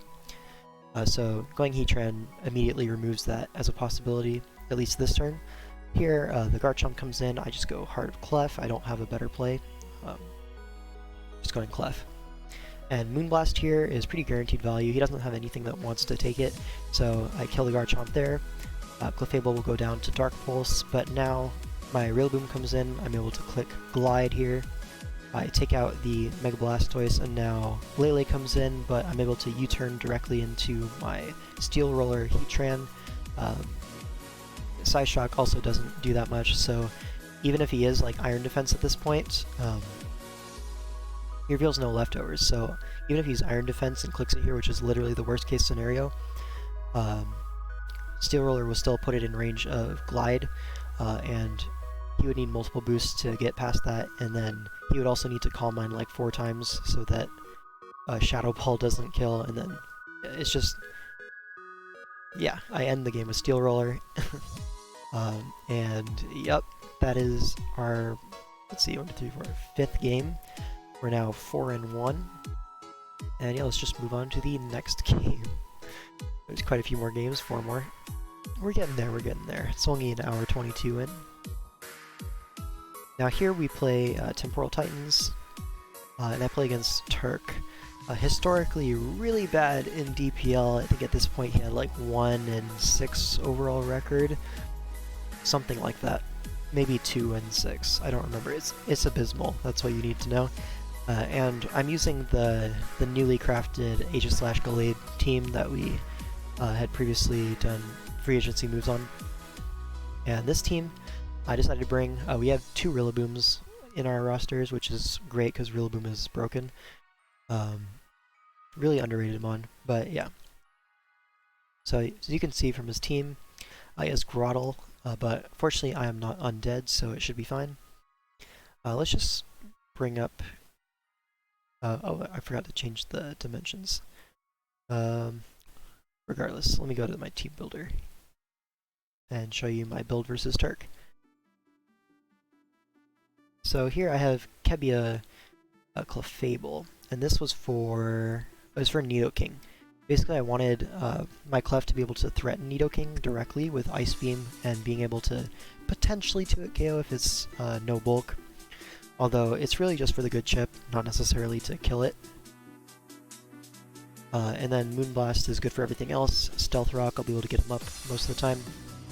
And Soft Mode for recovery, pretty self-explanatory set. Yeah, it's just there as a Gallade check. Kibia also helps for Gallade. Obviously, +2 Poison Jab from Jolly Max Attack Gallade is a 50-50 roll on Max Defense Clef. That's a roll that comes into relevancy, I guess, a lot in these types of matchups because Gallade versus Clef, you're always going to run Max Defense Clef, you're always going to run SD Poison Jab most times. Maybe not always, but most times you're going to run SD Poison Jab on Gallade. So you can be pretty sure that situation is maybe not 100% going to happen, but it's likely, so you want to prepare for it. Kebia, if you can afford it, is always great in these kinds of matchups, and I can afford it in this position, so that's nice. My Rillaboom set is Lumberry. This is so I can SD on Vaporeon Scald and not have to worry about Scald Burns. I can SD on Bronzong, not have to worry about Toxic. Basically, my win con this game is SD Rillaboom, because look at his team. What takes +2 Glide? Hydreigon, Bronzong, that's it. I have knockoff for Bronzong, and then for Hydreigon, that's not really a great Rillaboom answer because I'm max HP. I can eat, and I can U-turn out, potentially, and I also have a Clef, which really makes Hydreigon's job pretty hard. Yeah, so Gallade is another potential win con. I went for really bulky with Bulk Up here because it allows me to 1v1 his Gallade very consistently. I have speed for Nidoking, I'm pretty sure. Yeah, speed for Nidoking plus a little bit in case he tries to, like, also creep me creeping Nidoking. And then outside of that, I'm only missing out on Hydreigon speed tiers, which he doesn't have a reason to run max speed. He could easily creep my creep on Nidoking, which is why I'm a little bit faster than that. So, yeah, the Gallade, it's able to take Plasma Fists, it's able to take opposing Gallade hits, it's able to take Dracos. It's also a secondary Nidoking check, as well as Vaporeon. The only thing I do it to threaten me is Scald Burn. If I'm lucky enough to avoid that, I can 2-hit Gale with +1 Drain, get all my health back, etc. Then I have Shadow Sneak for his own Gallade, as well as a weakened Zeraora, because that was a situation that was coming up a lot in Moxes. Zero would be weak, but not quite dead, and I want the priority to pick it off. So yeah, that's the Gallade set. Aegislash is going to be Colbur with 3 attacks with King's Shield. So I am actually lacking the Shadow Claw here, which I initially had 4 attacks, but the only thing that Shadow Claw is really great for is Bronzong. Everything else I have better moves for, as well as he can't really stay in on Bronzong. It's not going to be his initial answer to Aegislash in any universe, so I'm able to threaten basically everything with this Aegislash, and then King's Shield is really valuable, I found, at shutting down Gallade, Zeraora, and then, of course, scouting the move from Scarfed Hydreigon, which is maybe not 100% bring, but I think it's possible. As well as I'm Colbur Berry, so if I'm able to get back into my defense form, I'm able to take a Dark Pulse from Hydreigon, I'm able to take a knockoff from Gallade, a knockoff from Zera. It's really useful berry in this matchup. So having this Aegislash with enough speed for... What was the speed for? Maybe for Vaporeon. Because I think it's a speed tie, so having speed so that I'm faster than Vaporeon, almost guaranteed. Definitely worth it, because I don't really gain any rolls from max attack. Then max HP is because I want to be bulky and live hits. So next up we have my main Nidoking switch-in, Assault Vest Seismitoad. This is also my main lead, because it threatens everything immediately and can knock off Bronzong, which is really a big pain for my team to wear down. If you look at Bronzong, it walls Clef. It can gladly exchange health for damage on Gallade. Since I don't have knockoff, I can't really directly threaten it. And then Rillaboom, I want to preserve health because it's my main win con. And Aegislash obviously doesn't have the main stab attack to hit it, so Seismitoad knocking it off is super helpful, as well as, of course, Noivern. It doesn't really do that much to Bronzong. And then Drain Punches for Hydreigon, I do good chip and I heal off almost all of the damage that it does to me, honestly. Then Liquidation Earthquake or self-explanatory stab moves can really damage Nidoking, which is the main target of this set. And then we have Noivern with the boots, pretty standard set. Defog Roost because I don't want T-Spike's Nidoking to ruin my day. So being able to defog that away is really nice for Rillaboom Gallade, as I don't want to use up my Lumberry before I set up. Even though like it's fine, I'd rather have the berry intact so I can set up on Vaporeon with no worries. And then yeah, Shadow Ball because it hits Heat-Proof Bronzong, which is viable versus me. Some people brought it in mocks, so I didn't want to have Flamethrower and do negative damage, so for Shadow Ball. Also hits Gallade super effectively without risking Hurricane if it's low, so that's an added bonus. Not really the main target, but yeah. So let's get into the game. Let me grab some water real quick.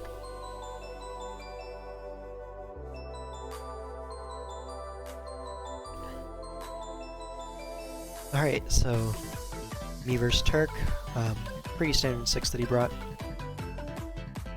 And yeah, so I'm going to lead with my Seismitoad as it threatens everything immediately, and he leads Bronzong. This is a great knockoff for me, because again, wearing down Bronzong is pretty annoying. I just eat the Grass Knot for breakfast. So the main problem with me exchanging Seismitoad in this way is that I've now lost my initial switch into Nidoking, so I might have to use my Gallade as my switch into Nidoking, or predict it to click Earth Power with my Noivern, which is possible, but that's a little bit riskier, because Ice Beam is also a fine play. But yeah, I'll gladly trade Seismitoad for Bronzong here. I get a defense drop, which allows me to pretty safely go for a Drain Punch, as he might try to pivot into Hydreigon there or something. It's just pretty free. Now Nidoking comes in, kills me with Ice Beam. I don't really have a use for Seismitoad at this point. It's slower than and dies to everything. So sacking the Nidoking, perfectly fine by me. I'm going to Gallade to threaten this out. Switches to Comfy as I get my Mega off and I Zen Headbutt on the switch. It does a ton because I'm adamant. Even though I'm not max attack, this is it's a Comfy. It has pretty low defensive stats. And I can go to my Aegislash here because he either synthesis up here and I get a free Aegislash, or he attacks anticipating Gallade to maybe try to SD and Brute Force, predicting the synthesis, which it could very well do. But I go to Aegislash because it threatens everything. It's a free switch in, you know. Yeah, so he actually goes for Draining Kiss, and it does 12, which reveals Choice Specs, which is just hilarious. But yeah, Comfy's weak. And now, since I know that he's Choice Specs, I know he's gonna switch out. So it's pretty free close combat here because what does he have to take Iron Head? Zeraora or Hydreigon. That's pretty much it. Nidoking definitely doesn't want to take it. It's his biggest threat at this point in terms of wall breaking, because it beats Clef, Aegislash, Rillaboom, and it does a ton of damage to Gallade on the switch-in, and Noivern is not going to be able to 1v1 it, so I know he's not going to risk the Nidoking here, so I felt pretty confident going for close combat. I actually crit the Hydreigon on the Chople Berry. Good prep by him, but now I can go to my Gallade as Roost is pretty forced here. And now Comfy's weakened, so I can just go for a Drain Punch here pretty safely. Even if Comfy does come in, I have my Aegislash basically at full, so I just go right into it. He goes for U-turn, but I don't really need to predict that. Staying in is unnecessary. So here he gets Nidoking in, and I go into my Gallade. He does Ice Beam predicting my Noivern because Earth Power was the obvious play on Aegislash. I could have pivoted into Noivern, but Noivern doesn't beat this 1v1 anyway, so it would be trading Noivern for Chip on this, which is not a terrible trade for me, but I do want my Noivern for the opposing Gallade, as my Rillaboom won't be able to OHKO it. And while my Clefable does have Cavia Berry intact, that doesn't mean it will always have that intact. Like if Gallade comes in and P-Jabs on the switch once, as I'm basically forced to go Clef, then next time it could get out of hand, even though I have double Sneak plus Glide. Like, obviously I'm in a great position here, but I don't want to give him any room to breathe. So I'm going to go hard Gallade, guarantee my value out of this turn, because he doesn't have a Zen switch in, because Hydreigon is revealed to be slower than me, so I can Zen into Drain Punch, because it's bulky Hydreigon. Bulky Hydreigon's not going to run faster speed than my Gallade's running. So now Zeraora comes in. If he's no boosting item, then I live the Plasma Fist, but I have no reason to risk Life Orb here, especially since Gallade is really close to just winning on the spot. It's my main way of revenging Nidoking. So I go into my Clef, and that reveals to be Adamant, no boosting item. So I'm able to Roost up potentially on it, not Roost, Soft Boil, but I know Nidoking is going to come in, and if I Roost on Nidoking, that puts me kind of on the back foot here, because even though Gallade will take a hit, he could potentially be Sucker Punch, so an attack into Sucker Punch could put me in a really bad spot. So I definitely want to get Chip on the Nidoking so it doesn't feel like it can come in for free on my Clef every time. Now in the process, I leave my Clefable weakened, however, +2 Poison Jab from Gallade will not kill me through Kebia Berry. If he's Zen Headbutt, then oh well. Again, I still have triple priority plus Noivern to revenge it, so I'm not super worried. Here in Nidoking, I make the play into Noivern. As this play is pretty clearly Sludge Wave, you can't really Ice Beam into Gallade in this situation. Sludge Wave is just guaranteed value because Aegislash is not a play.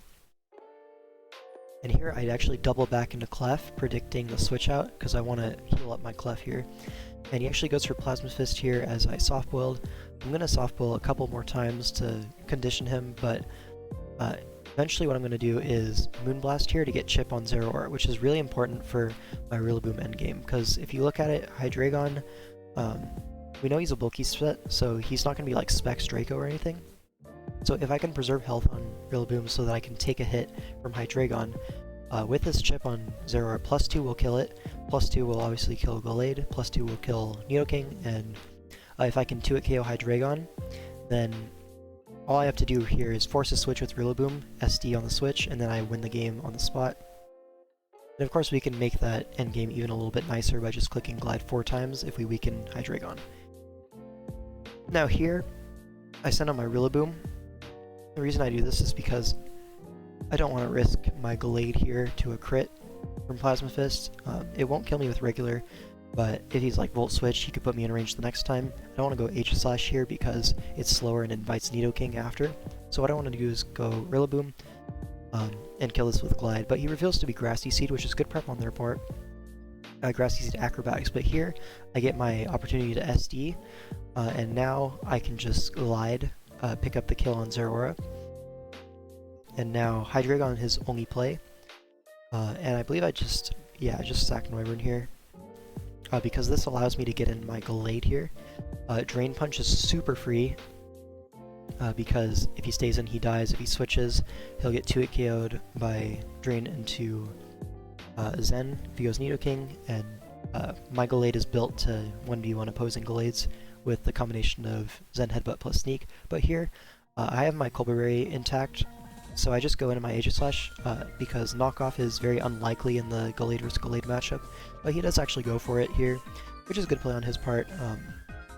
The idea is, if I go Aegislash on the potential Zen, which is his best theoretical move to hit Gallade, then I would win on the spot instantly with Iron Head, because he either goes into Hydreigon, right? He takes the Iron Head, and then my Gallade and my Rillaboom will both win on the spot together.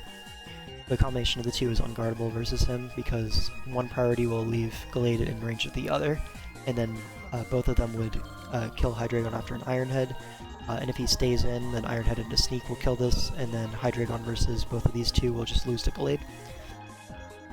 But I'm actually fortunate in that Knock doesn't 2-hit KO through the Colbert anyways, so it doesn't matter that he predicted me. Here I can just go for Iron Head, it's perfectly fine.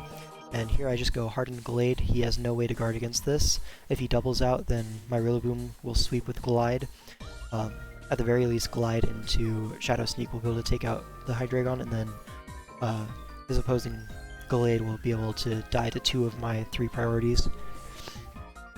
So Gallade means if he roosts, then I can just Drain Punch for free and then, yeah, win the game. So here I go for Drain Punch, it's free. And now here I go for Zen Headbutt. If I miss here, it's a little bit bad for me, but I should have this game on lock no matter what. And here, I actually scout for his sneak because Aegislash eats 2. And here I can go for my own sneak, no, I go for my own Iron Head because if he stays in and kills me, it doesn't matter because my Rillaboom will be able to 2-hit KO Hydreigon with Glide at that point, and then it'll kill Gallade. So kill Gallade or 2-hit KO Hydreigon, which means he has to sack Gallade, and then Hydreigon comes in and we'll lose to last mon Gallade there. So it was a free play to predict the Hydreigon, and now I'm going to win with Rillaboom, and that's going to be a 5-1 record now. So yeah, we're over halfway there. Going on to week 7. This is the last week of the regular season, and I will say, Whiscash Gang, they drafted really well. Where is it? Here it is. All of their teams are pretty solid. They don't have a lot of weak matchups, especially versus ours, because if you look at their Sword Shield, they have basically every Rillaboom counter in the game, and we have 2 Rillabooms, so yeah. I decided to use the Mega Diancie squad, because I felt like it had really winnable matchups versus everything, and we pulled a Mega Diancie Mirror here. The main difference is my Victini is really threatening to his team, so the supporting caster on Diancie is a lot stronger, as well as Celesteela is kind of not a great Mega Diancie check here because I can afford to run Physical Diamond Storm here, which will 2-hit KO a mixed defense Vaporeon. It'll 2-hit KO. It'll 2-hit KO especially defensive Steel after rocks potentially. Depends on investment there. Let me just open up my team real quick.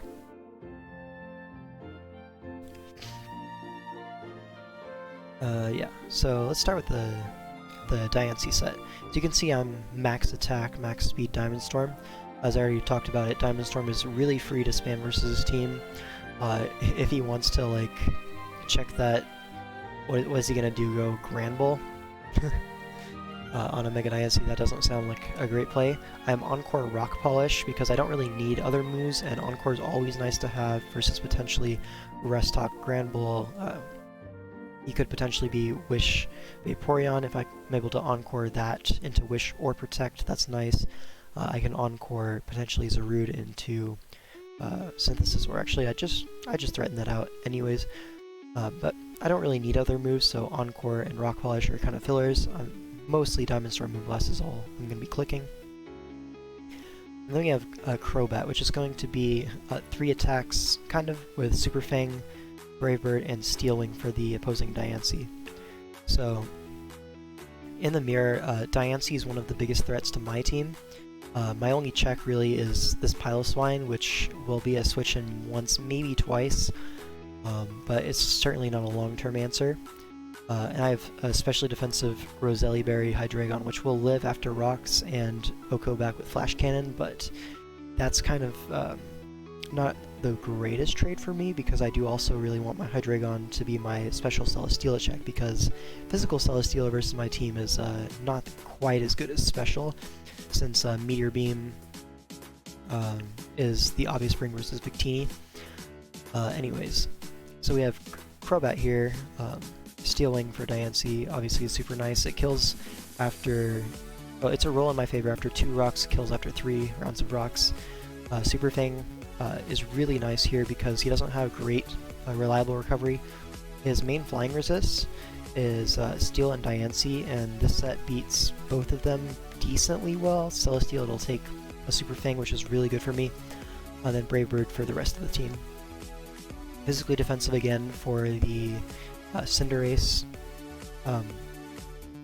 and yeah, I'm kind of aggro creeping Cinderace yet again because, again, Araquanid is the main switch-in, and Crobat's the secondary switch-in, so I don't mind it being slower. We went over that in the other Cinderace matchup. Speaking of that, I have another Boots user, physically defensive Adamant Araquanid. This is actually bad EVs. I should be plus defense here with attack investment instead. Yeah, let me see what difference this make. 281. So I could be that, and that gives me like an additional a lot of attack, but It is what it is. I should have caught that earlier, that's my bad. Yeah, we lost 7 attack points by doing inefficient EVs, but it's the past, whatever. This is Dual Stab Rest Talk. Leech Life is pretty mandatory for the Zarude. This investment allows me to beat Zarude reliably with Leech Life. If I'm no attack, then potentially it could bulk up on me, and I didn't want that to happen. So then we have Victini with sub roleplay to take advantage of the opposing Vaporeon. Muscle Band Bolt Strike with Adamant Nature is always a 2-hit KO on any Vaporeon, so he has a harder time wish protecting if he goes for that route after I sub roleplay. And then V-Create with Adamant Muscle Band is just, it hits like a truck versus this team. If we assume that Vaporeon is not an answer because of sub roleplay, if you look at his team, the next best thing to take hits is Mega Diancie, which gets 2-hit KO'd by V-Create or Bolt Strike. Both of them will 2-hit KO Mega Diancie, and if I'm behind a sub, that thing's dying. So, yeah. A Bolt Strike with a Muscle Band and Adamant also 2-hit KOs Cinderace, which if it's running a bunch of HP, which it definitely can afford to do this matchup, would not be the case. And then I'm very minimally speed invested. This is just for max speed Steela. I already went over the Diancie set and then the Hydreigon set. This is mainly my Steela and Diancie lore if necessary, but mainly the Steela check. Then Piloswine is here for rocks. Since Piloswine is taking a bunch of hits, it's likely that I'll end up low, so Endeavor Ice Shard is a nice tech to take advantage of that, and then Earthquake is just standard move. So let's get right into it. So here's the game. And yeah, let's just hop right into it. Piloswine lead because I want rocks up ASAP as he leads Landorus. I potentially force this out. At worst, I trade rocks, so this is a pretty free rocks here. As he goes into Vaporeon, very safe play. As I get a free Araquanid as he goes for Celebrate, because a Wishcast King clinched playoffs prior to this game, so he was just having a little bit of fun with Celebrate. And technically it's not even a bad bring because the main way it can beat Araquanid is PP stalling, so 64 PP, hey, maybe they brought it on purpose, you know. But here, I'm slower than Vaporeon, so he can Wish Flip Turn into whatever he wants. So I Leech Life just because I want a little bit of recovery. Even if I liquidated there, he would have healed off with Wish, so it's pretty free there. And now I can go to my Hydreigon, as this reveals to be max special attack, but timid, I think, is the role there. So I just go for Flamethrower here, no reason not to, and now I can just roost up, stay nice and healthy for the Celesteal, as well as stay out of range of Diancie, because I need to be super healthy for that. Now Cinderace comes in and U-turns out. Do I just roost here? No, I go for Draco, and I crit the Vaporeon, which is nice. I'm not going to complain about that. But now Diancie can come in and hit something pretty hard. I go into my Piloswine and I take 31, I remember correctly. No, 38. Does a lot there. And yeah, I'm able to just Endeavor here, because if he attacks me again, Endeavor into Ice Shard will kill. If he switches out on his Steel, this is the best I can do. Those are his two main plays there. But here, I know he's going to attack my Piloswine, so I can get my Victini in for free. That gives me a free V-Create here. So, yeah, I knock this Cinderace super low. And now I can go to my Crobat here, because that reveals some HP, which means he's slower than my Crobat. I don't want to get U-turned on Araquanid into Diancie. That's really bad for me, because then I'd be basically forced to sack. But Crobat allows me some counterplay into Diancie, as you'll see here. Steel Wing, I get the roll after 2 rocks. It's a roll in my favor, so it is what it is. End up killing the Diancie. I was perfectly fine trading Crobat for putting Diancie in rocks range. He doesn't really have removal, unless it's Scarf, Defog, Landorus, or something like that, or a Court Change on Cinderace, which are both options, but relatively unlikely. I guess a Court Change is relatively likely, actually, since I do have a Ferrothorn on this roster, but regardless, Piloswine's my play here on the Landorus as he goes for Stone Edge. I just go for the Ice Shard because yeah, it's pretty free damage here. He doesn't have a great switch into Ice Shard, which is kind of funny, but Cinderace is super low, Celesteal will be super low after rocks. He doesn't want to switch into Zarude on a ice move. And so I just end up taking my chip on Landorus as he misses Stone Edge. Kind of annoying for him. He would have killed me and had his Landorus alive, but I mean, the fact that he Stone Edge again reveals that he's Scarf, which means I'd have a free Diancie, and at this point Diancie would pick up a kill right back. So he'd probably be forced to sack Landorus regardless. As he does reveal a court change, and he said in the chat, "Want to trade rocks and Cox later?" I said yeah. So obviously I won on the spot if I just earthquaked, but I'm already up 6-3. There's no real way I lose this, so I'm just having a little bit of fun with it. And now I bring in my Victini because I live every hit, besides maybe like Sucker Punch, but Court Change, U-Turn, Pyro-Ball, Sucker Punch is pretty unlikely versus my team, as his last move is almost certainly Iron Head for Diancie. As he sacks his Steela, I get my defense drop, Cinderace comes back in, he Court Changes again, sacking it, and now the Zarude comes in, probably Choice Scarf, but I have my Boots Crobat in the back, I have Boots Araquanid. Many ways I could kill this. He locks in a Lariat, so I could even go into Diancie. I believe this is Scarf, right? Yeah. Reveals here. I go for a Brave Bird. That's a 2-hit KO, even though he 2-hit KOs me with Lariat, and now I'm gonna set a +6 because I can, and then kill this.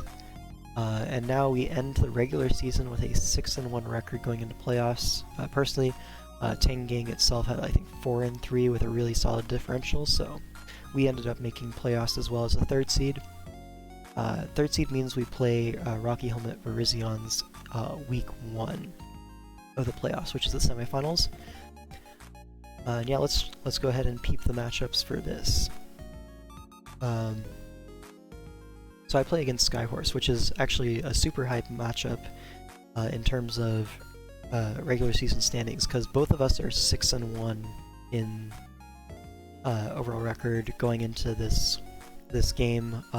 And if you look at the Sword Shield record alone, he was number 1 ranked at 6-1 because he played mono with this team, which, by the way, is a super annoying build to play against. And I was 5-0 in Sword Shield at this point. So basically, whoever wins this game wins Best Sword Shield Player DPL award at the end. So this was a big game. I was actually game 8 in this. It was locked up 3-3. Or no, we were up 4-3. And if I win, we go straight to finals, and if I lose, we go to tie breaks. And obviously, we'd rather go to finals straight up, not have to worry about best of 3. But yeah, so if you look at the matchup, it's really bad versus Spectrier. I basically have to sack him on every time that's in, so that's kind of rough. I'm not going to bring Porygon versus an Urshifu. Even though I have Clef to switch in, all it takes is one prediction with Iron Head, and all of a sudden I have to sack Mons to Wicked Blow. So having Porygon to guard against Spectrier is not really worth it overall, because it'll just gain too much offensive counterplay. So what I decided to do instead for the Spectrier is run triple priority with Sneak Gallade, Sneak Aegislash, and Grassy Glide on the Rillaboom, as well as an AV Seismitoad, a relatively bulky Noivern, and then physically defensive Clef for Urshifu. I can't really do much about Spectrier with Clef. But having 5 of my Mons able to eat a hit and threaten it back, or at the very least threaten it with priority, is really solid for me as an offensive build. I know I can't really run like a super defensive build versus this team because Urshifu, Spectrier, Life Orb, Nidoqueen, it's just going to pick me apart. Even like a Taunt Corviknight would be able to really cause big issues there. So let me just switch over to the team. Yeah, so first up I have SD Gallade. The main thing here to watch out for is that I'm lacking Zen Headbutt, so I don't have a great way of killing Nidoqueen straight up, so I do need to chip it, potentially. So SD Leaf Blade is one way to chip Gallade, or chip Nidoqueen, because I'll be able to take a hit, and +2 Leaf Blade will do upwards of 85% to most Nidoqueen sets. Sneak is obviously there for the Spectrier. Then Close Combat is just generally a great move versus his team. Aegislash is going to be max attack leftovers with the SD Shadow Claw, Shadow Sneak, Close Combat. This is unresisted coverage in any matchup. Ghost and Fighting has no resists in the game, but especially in this matchup, it's very nice. I don't really need Iron Head for anything. The only thing I'd need it for is Ninetales, which is already threatened out by me anyways, so I'm not worried about foregoing that. Arctozolt is another big threat to my team, but I'm more worried about Spectrier. Close Combat gives me a really strong move versus Corviknight, Arctozolt, and Urshifu, which are the main things that would be able to take the Ghost Stab. As well as I have some speed for Kecleon because I got tossed by it in a mock, so I was like, I gotta make sure I outspeed Adamant Kecleon with my Aegislash, because that's my main way of beating it. Anyways, SD is able to set up on Corviknight, literally any Corviknight besides Fast Taunt, which is relatively unlikely versus my team. I can set up on Mega Slowbro, potentially because I force it out, because I could be Shadow Ball versus his team. That's very, it's very possible, so he can't really stay in with Mega Slowbro on Aegislash for no good reason. As well as I have enough bulk where in my defensive form I can take a hit from Spectrier and just OHKO it back with Shadow Claw. So that's nice. I also have the bulk so that I can live a hit from Arctozolt and CC it back, which will kill in return. So Aegislash is really, it can be a 1-for-1 Trademon in this matchup, or it can be SD late game. Whichever ends up happening in the game, it'll be good for both of them. I just realized. I guess I am kind of going through this, so I'll stay at those dimensions. But yeah, ST Aegislash, super nice, especially for Corviknight. Without this, I don't have a great way of breaking Corviknight, so this puts a lot of pressure on it. And then Sneak, of course, for the Spectre. Then I have standard physical defense, Rocky Helmet Clef. There's really not a better set versus Urshifu. I actually have a knockoff here because if I'm able to knock off Urshifu's Life Orb / Band, then Clefable will wall it forever, at least until Iron Head flinches, but in the meantime I'm racking up Helmet Chip, which I'm fine with. If I'm able to knock off Spectrier, no item Spectrier is way less threatening than like Specs, or even Scarf. I guess Scarf doesn't really matter here, it's faster than everything already, but he could be Scarf for potential Scarfers of my own. Anyways, Knockoff is also really good for luring the Nidoqueen in, because without its Life Orb, it loses a ton of offensive pressure versus me. Because again, I am especially defensive Seismitoad. I thought I was AV for a second, but that's a different matchup. Max special defense leftover is able to take 2 from Nidoqueen from full. I'm Knockoff Toxic Scald Rocks. Initially I was Earth Power in this slot, but I changed it to Toxic because Calm Mind Slowbro is a decent threat, since Mega Bro is so fat that it can just eat a Glide from Rillaboom if it wants to. It can eat Aegislash hits if I'm not already set up. And generally speaking, Calm Mind is a big threat. Since Clefable is going to be coming in every time Urshifu's in, there's not really much I can do about that, and that gives him free Slowbro every time. You could teleport, he could do CM stuff, he could do whatever. So having Toxic there is nice. I didn't really need Earth Power, I never found myself clicking it. Scald and Knockoff are just generally good moves. And then Rocks, of course, is a good move. For Rillaboom, I have SD Koba Berry with Knockoff Superpower, because after Rocks, if I SD and click Knockoff into Superpower, I'm able to 2-KO the Corviknight, even if it's max defense, and I'll be able to take the Brave Bird with Koba Berry. Since Corv is so fat, I do need to take into account the Brave Bird recoil in my calc there, but I felt like Brave Bird was very, very likely, and once I'm SDing in its face, he's very likely to click it, and if he doesn't, then I'll have my berry intact and I can just stay in the next turn anyways, so I really don't mind that sequence at all. And then last up on the team is Boots, Taunt, Noivern, max special attack, decently bulky.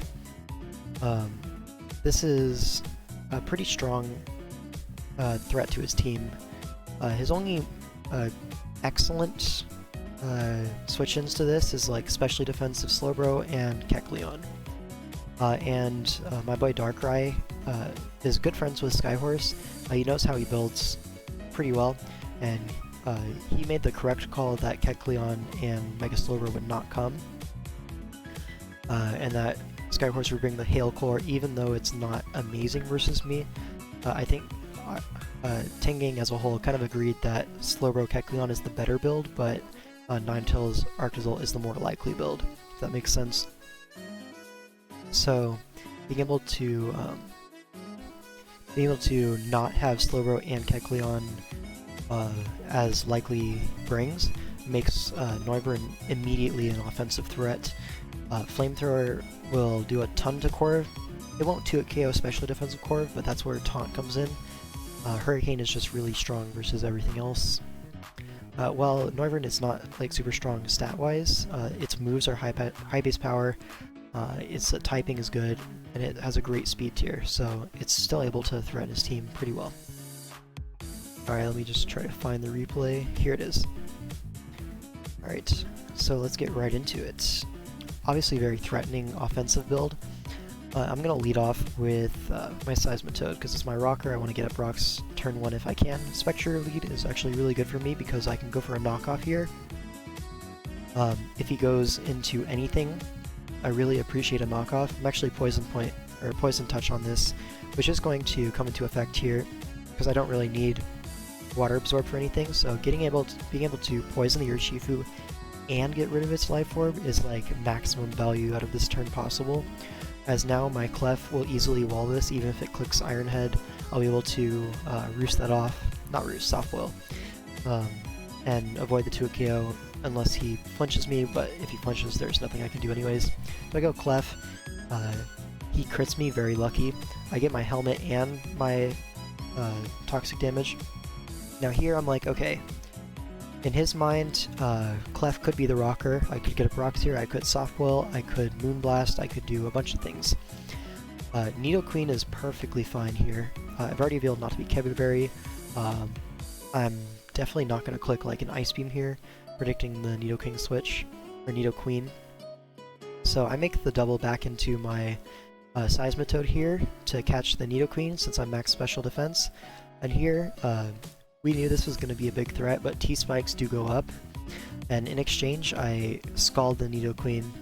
I could have gone for rocks here, but I had a feeling that he would stay in. He doesn't have great Scald switch-ins regardless, so if he switches out it's not a big deal. I can get rocks up versus literally everything else besides maybe Freeze Dry Ninetales pretty reliably.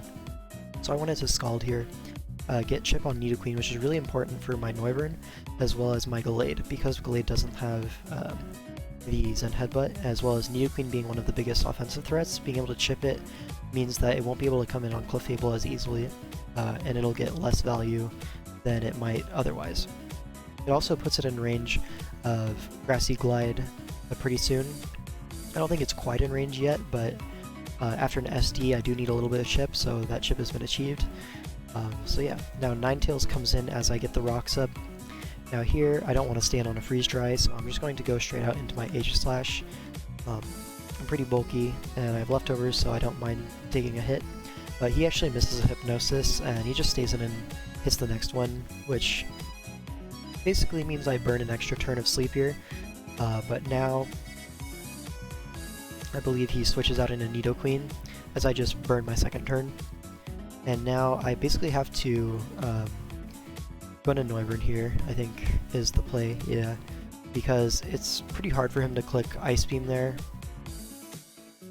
versus an Aegislash. Seismitoad could potentially come in there.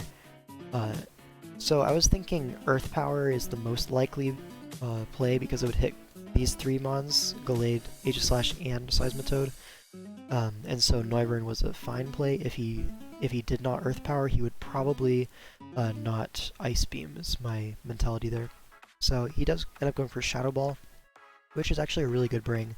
It covers Aegislash and the Gallade, which is my secondary switch into the Nidoqueen. Since Seismitoad is poisoned now, it can't take 2 Earth Powers, so it's hard to do that.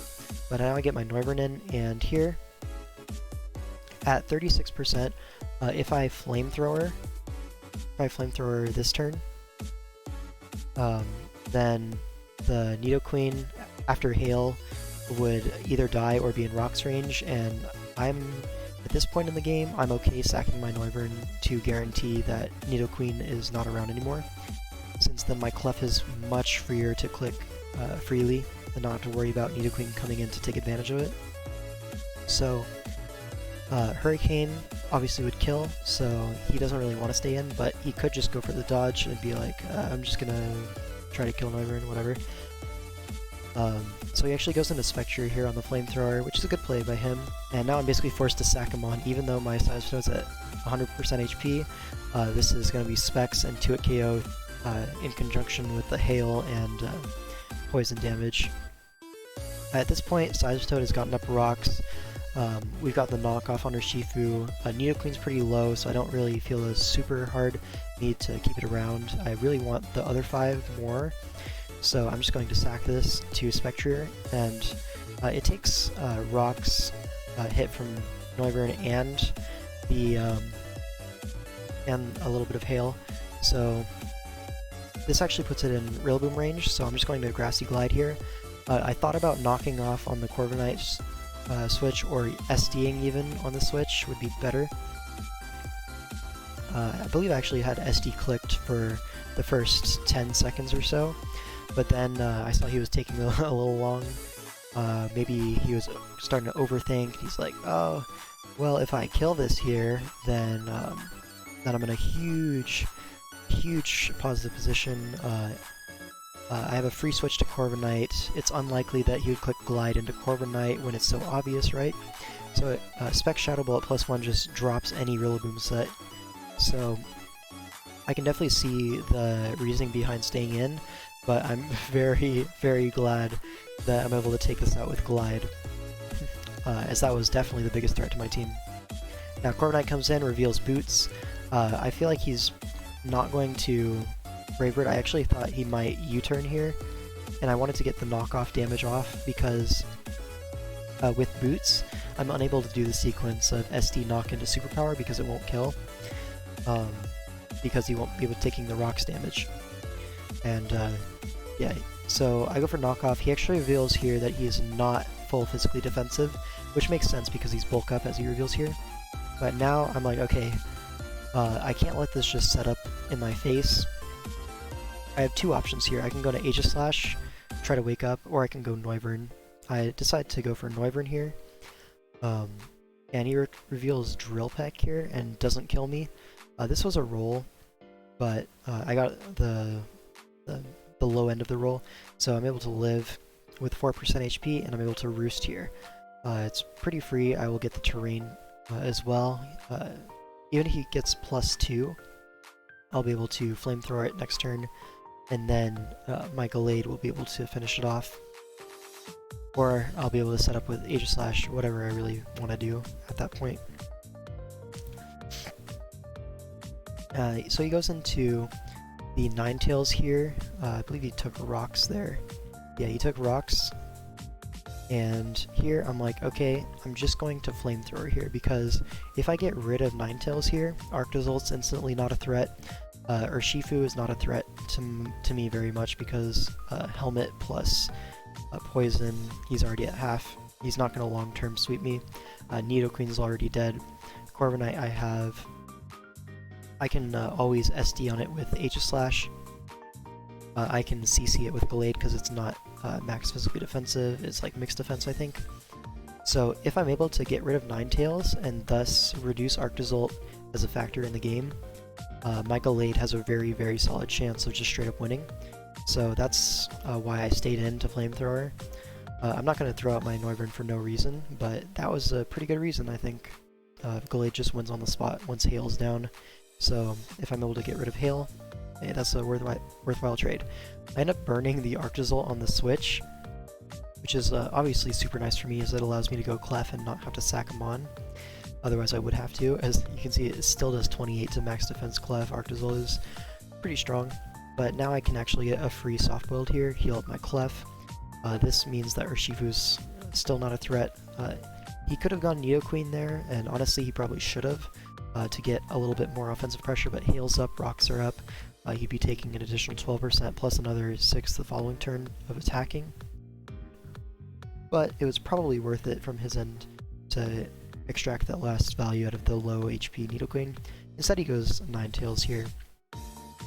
As I go hard Aegis Slash as he Heal Bells, reveals Heal Bell, gets rid of the burn on Arctozolt. So basically, I'm up an additional sack as a result of the burn, but he's no longer burned, so that's cool. And now I'm like, okay, I slept for 2 turns, about time to wake up. I'm thinking I wall this entirely, but he actually reveals Hex, which is really cool prep. Shout out to him for that one. It's just honestly a cool prep. And I unfortunately get max turns of sleep, and that 2-hit KOs me, so I can't stay in here. But I can go Clef, because last move is definitely Freeze Dry on this team. So I know he's not Blizzard. I know he's not offensive either, so I can go Clef and just soft build, and now he gets in his Nidoqueen for a hit on my Gallade.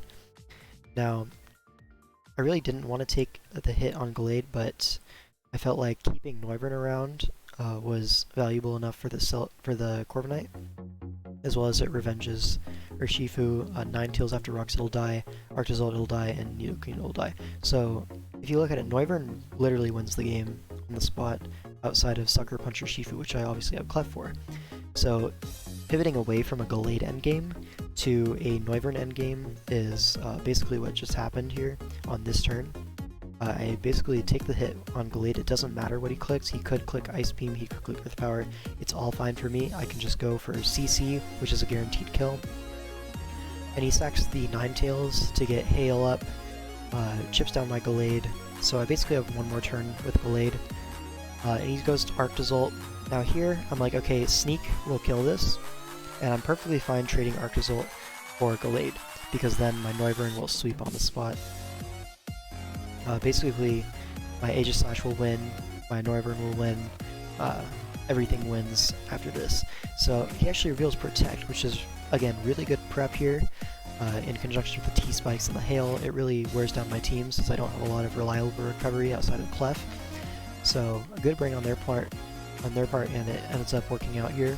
My Gallade dies, but now my Aegis Slash is guaranteed to wake up, and I go for the Sneak here. He'll basically claim here because he doesn't want to go to Urshifu, because I have 100% Clef, it won't gain him anything. But here he goes into Urshifu anyways, and I just go into Clef. It's free, I get the Helmet Hail damage, and here I believe he just Iron Heads, yeah, trying to get as much value as he can. I just Moonblast here because I don't want Nidoqueen coming in for free.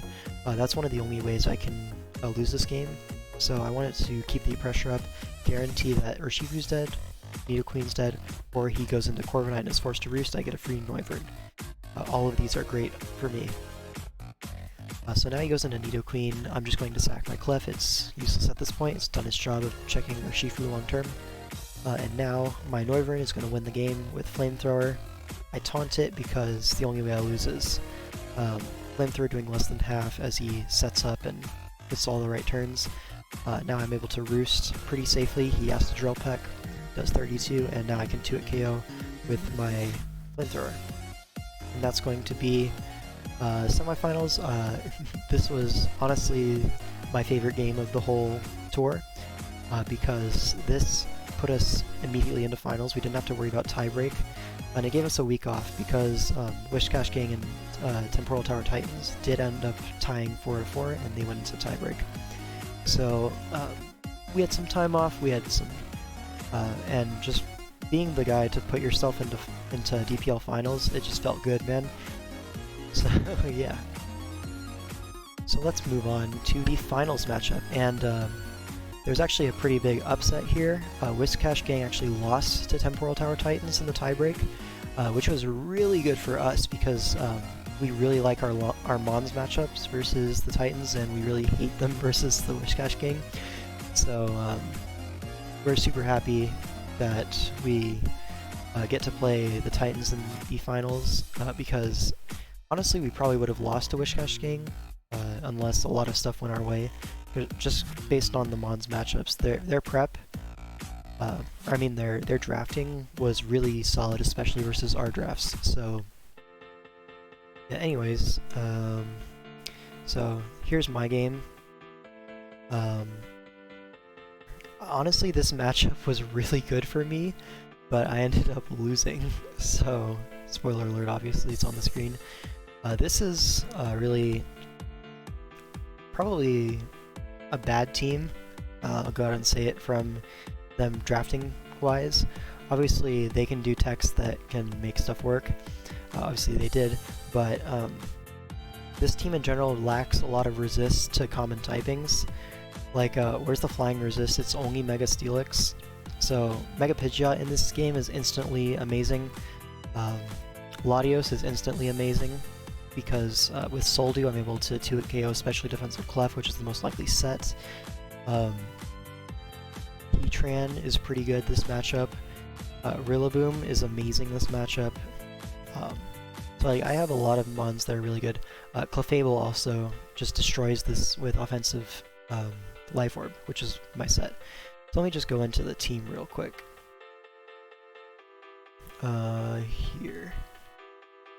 So basically I built this team around making it impossible for me to lose to the opposing Rillaboom while trying to enable my Clef and my own Rillaboom as much as possible. As well as Pidgeot, of course. I basically went bulky offense. Everything is a threat to his team. Yeah. So I have Work Up Pidgeot in the first slot with enough defense to take a +2 Adamant Life Orb, Glide after rocks. My speed is creeping, in Infernape creeping my team, I think. What was it for? Okay, so they have base 100 Mew. So if they were like, hey, what if I wanted to just creep the Mew? Then they creep their Infernape past that. But then my Pidgeot is just a few points higher than that. So that allows me to hit the defensive benchmark as well as keeping a decent amount of offensive pressure. I'm Work Up to allow me to muscle past especially defensive Clef, especially defensive Mew, and non-Snarl Moltres, although Snarl is pretty likely, a lot of people brought it in mocks, but yeah. So this is a good set versus their team, it just generally breaks really well. Then I have the ultimate breaker of their team, Life Orb, Clefable, Calm Mind, Moonblast, Soft Gold Flamethrower. This thing is an absolute menace. There's not really much you can do to switch in besides Unaware, Spadef, Clef. And even then, that's not super good for him because I have ways to punish that. Just honestly a really solid mon. The HP investment is so that I can take 2 Timid Max Special Attack Hurricanes from Moltres, just in case he's like an offensive set, like Max HP, Max Special Attack. Or actually no, he would be Max Speed, Max Special Attack to outspeed Rillaboom, probably, for that kind of set. But anyways, this set just shreds. Scarf Heatran as well. This is just a good set versus the Rillaboom. It's basically ultimate insurance against Glide sweeping me, as well as he doesn't have great fire resists, like it's Marini, Flygon, and Infernape. So Flamethrower is pretty free, Earth Power for his Infernape, and then Flash Cannon for his Clef. Modest Max Special Attack, this thing hits really hard. The speed is for... what's it for? It's for Infernape, probably. Yeah, his team's pretty slow, so I can get away with a slower Scarftran and still be fine. My Rillaboom is banded because he doesn't have great grass resist. It's Moltres, which is really pressured to be slower than Rillaboom this matchup to eat hits from Pidgeot. Like, you need max HP, max special attack to avoid the 3-hit KO and be able to rest talk on it. Banded also 2-hit KOs Mega Steelix, pretty much any spread. It OHKOs everything else, pretty much. Does a ton to Infernape and Rillaboom, OHKOs most Clefs, and does... it OHKOs most Mews as well, besides physically defensive, I think. Glide is obviously amazing. Knock and U-turn are just great filler moves. And yeah, next up I have Soldew Latios with Psyshock. This investment allows me to once again take +2 Adamant Orb Glide, and I didn't really expect Adamant Orb Glide, but Eeving for that gives me a benchmark to hit just in case, as well as if I take a few more rounds of rocks here or there, I'm still able to take the +2 Glide from like no boosting item, for example. So yeah, Surf is there for the Megalix, and then the Stabs are for everything else basically. Soldew allows me to 2-hit KO, especially defensive Clef most of the time with this investment. Like the roll is 49 to 55 or something like that. I think it's a little wider roll than that, but those are some numbers that can happen, for example. So if he's like Spit F Boots, which is unaware, to take on my Clefable, then my Latios should be able to beat that with the Psyshock on the switch-in. Honestly, just a good mon in general. Draco with the Soldew will be a roll on most Rillabooms from full to kill, which is really nice. And then last mon, Skuntank with Sugar Berry. This is so I can take an Earth Power from you, I can take a high horsepower from anything, and do damage back. I'm Haze, so that opposing Calm Mind Clef is less of an issue. Aftermath is a nice chip because if they're like a potential Dragon Dance Mew, I get the chip on them with Aftermath. Since Earthquake is not the play versus Grassy Terrain, they're always going to be high horsepower, and that's Contact, so I get the -25, putting it in range of Glide much more easily. And then Special Set with Sludge Bomb, Dark Pulse, Fire Blast with max special attack allows me to apply decent pressure with this mon. It's not going to be wall breaking by any means, but Fire Blast is going to decently dent Steelix, which is going to be like the main switch-in, I think, to this mon. That or Moltres, depending on how healthy it is. Anyways, let's get into the game, I believe. No, that's not it, that's not it. There it is. So, this is the game, and I'm just gonna let it play. Main thing to take away from the lead, the team matchup is there's no Flygon, which means Heatran is a little bit better. I'm gonna lead with Pidgeot. It's pretty much my dedicated lead, as it gets value versus anything. Since I'm bulky, and I can just go for Hurricane here, scout the damage on Moltres, gives me information, as well as if he Hurricanes, it doesn't 2-hit KO me. And if he Snarls, it does nothing, and I have a free switch into Clef. So Clef here, because he's revealed max special defense, I don't have to fear like offensive Nasty Plot or anything here. He Snarls here, but this is fine. I can go for Flamethrower because even at -1, Flamethrower is doing a ton to Steelix, and he doesn't have any other Moonblast resist, so it's relatively likely that you would go to that and potentially get up rocks, is what I'm thinking. But it actually ends up revealing the AV Rillaboom here. Very, very bulky. I'm Life Orb max special attack, and that does 28. I know I'm -1, but still, you know. But here, since I know he's like especially defensive set, I'm really free to go in my Pidgeot.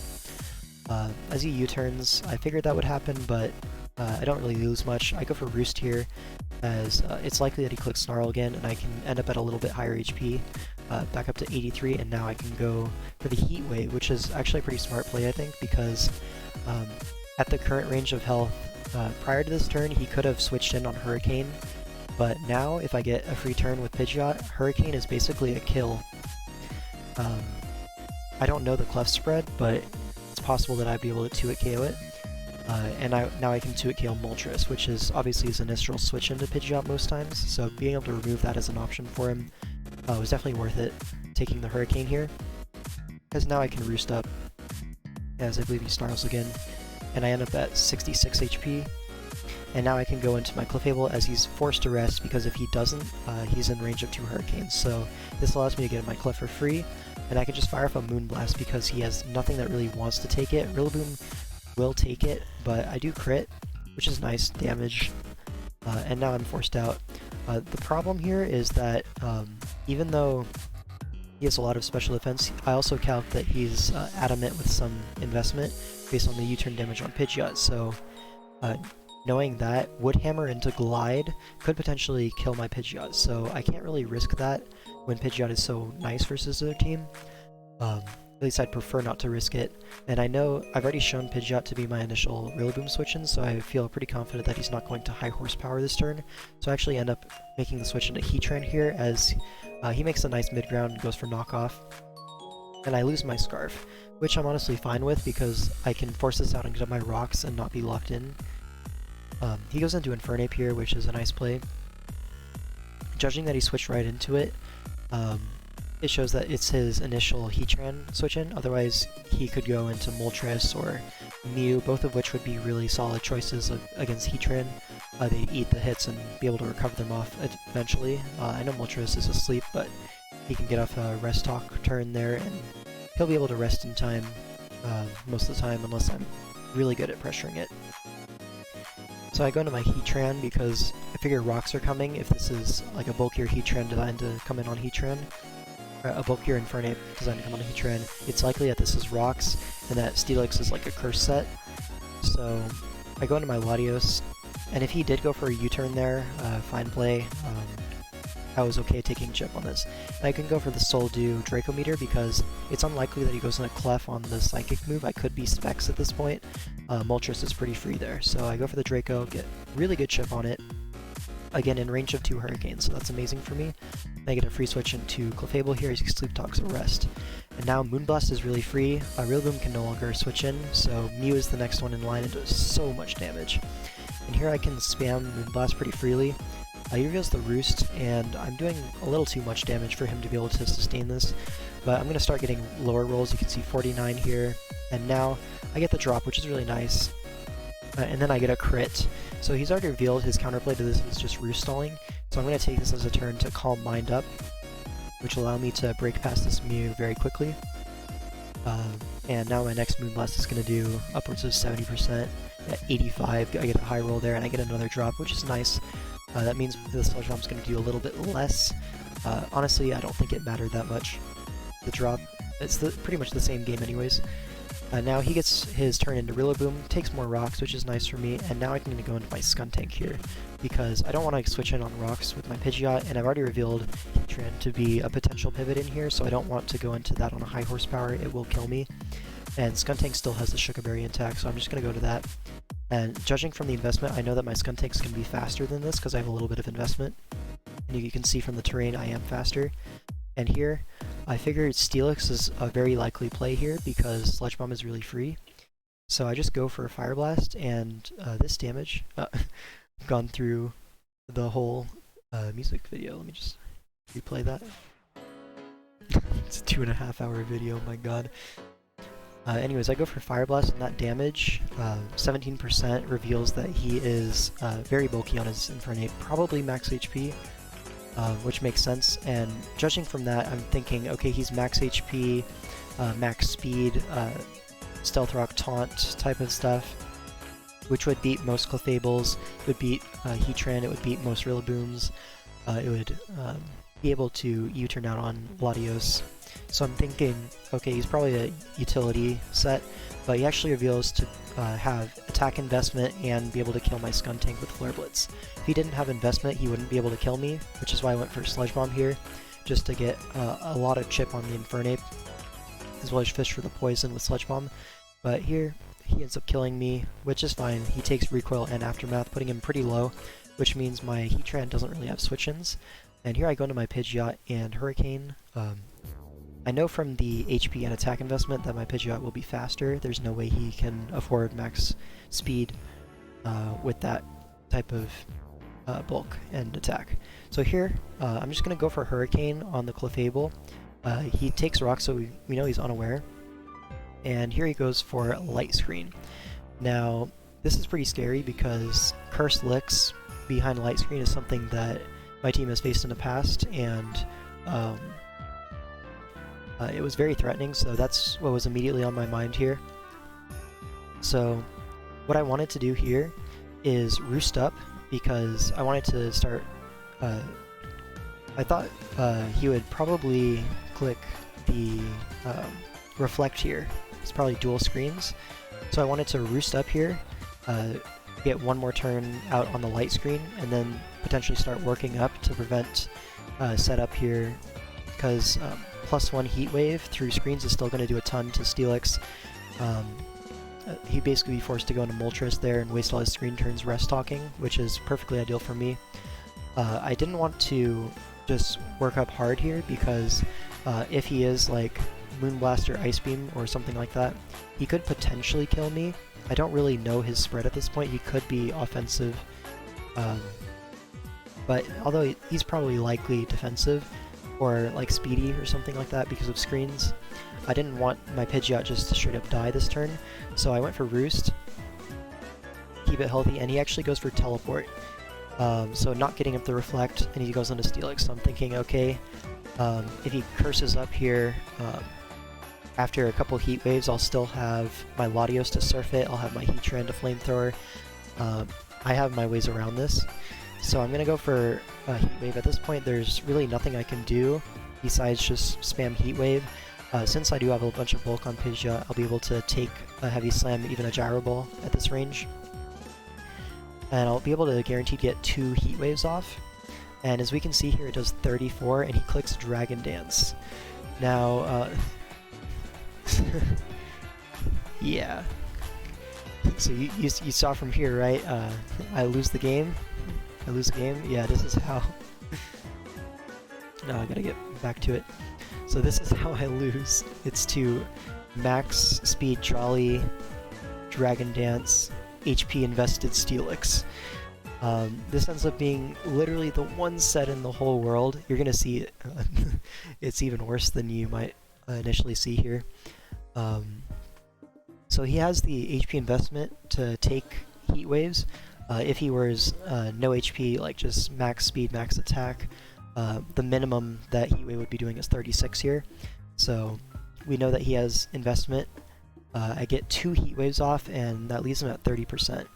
So he goes for Heavy Slam, kills me, and I'm like, okay, so now we know that he's Jolly, which means he's probably Jolly max speed, because unfortunately I decided to creep Infernape with my Latios, which gives me 347 speed, and +2 max Jolly Steelix is 348.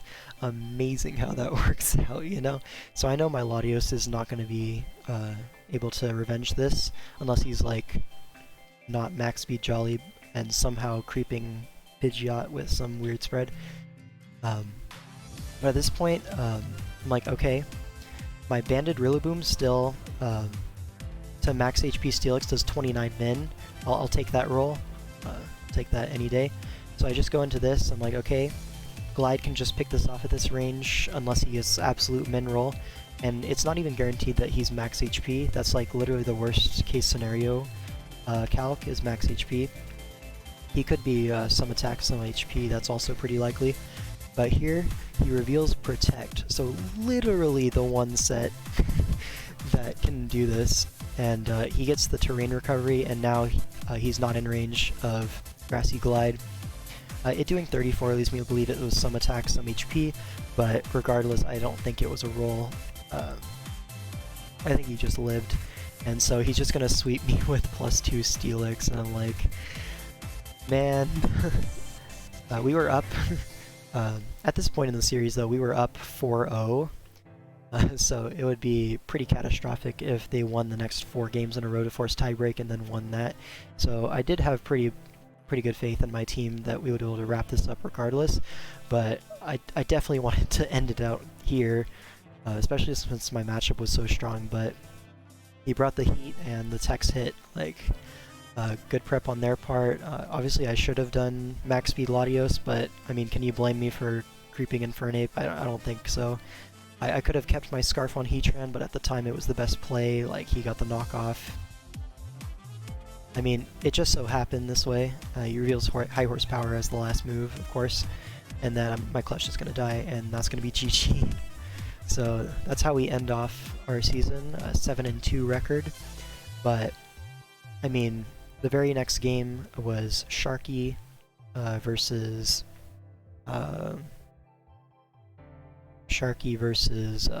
who was it? Versus Turk, and Sharky won that game with Cosmic Power Clef, Weakness Policy Stored Power, and swept that game. And we are the DPL champions. So yeah, the rest of the games were played out just because the players wanted to, but we ended up winning 5-1. That was when we won, and then AM22 and Wombo both won their games. Hunter missed a Heatwave last turn that would have won the game, but you know, he didn't roost, so he choked. Don't feel bad for him. But anyways, that's all my games. So I just wanted to do a brief overview because there's more that went on for me than just my own games. We also have the lab from Tengang, which has a ton of games where I think our prep was really cool and I wanted to show it off. So I'm just going to do a brief run through of some of the cooler prep that I think we brought, the more impactful stuff. Now here we have II versus Money Guy. At the time, Money Guy was winless and II was 3-0.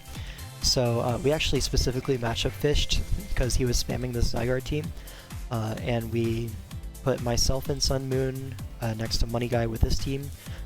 If we got me versus II, obviously we'll take that matchup. Historically, my teams have liked to slot me into the potentially most threatening player on the other team, and then I have a decent shot at beating them, and then they lose their strongest piece, right? And then Money Guy, we paired him with basically an amazing matchup versus this team, so either way we'll take that. Zapdos in particular just absolutely rolls this team. There's not much you can do about it because we are sub-Z electric, which allows us to break through Necrozma. Oko Toxapex, we can sub on that. We kill Pidgeot, we can wall most Heatrans and beat it with Thunderbolt. We have HP Ice for the Zygarde. It's just an amazing mon this matchup. And if we're able to use Gallade to either weaken or take out the Necrozma like a trade, then Zapdos can save its Z for Heatran or Malamar, which we didn't really expect to bring, but hey, he brought it. Greninja here is spike stacking because he doesn't have great removal. It's only Pidgeot, so spikes up is really good. We have Weakness Policy, Agility, Metagross, which is amazing versus this team because it can take a Heat Wave, it can take a Thousand Arrows, it can take a Heat Wave, it can take a knockoff and set up, and +2 Metagross literally sweeps this team. There's nothing he can do about it besides like max defense, Haze, Pex at full HP. Nidoqueen is defensive Sugar Berry, and Druddigon is Spit F Rocks. So just gonna speed through this. We get up our rocks here, I think. Yeah, we glare the Necrozma, which is nice.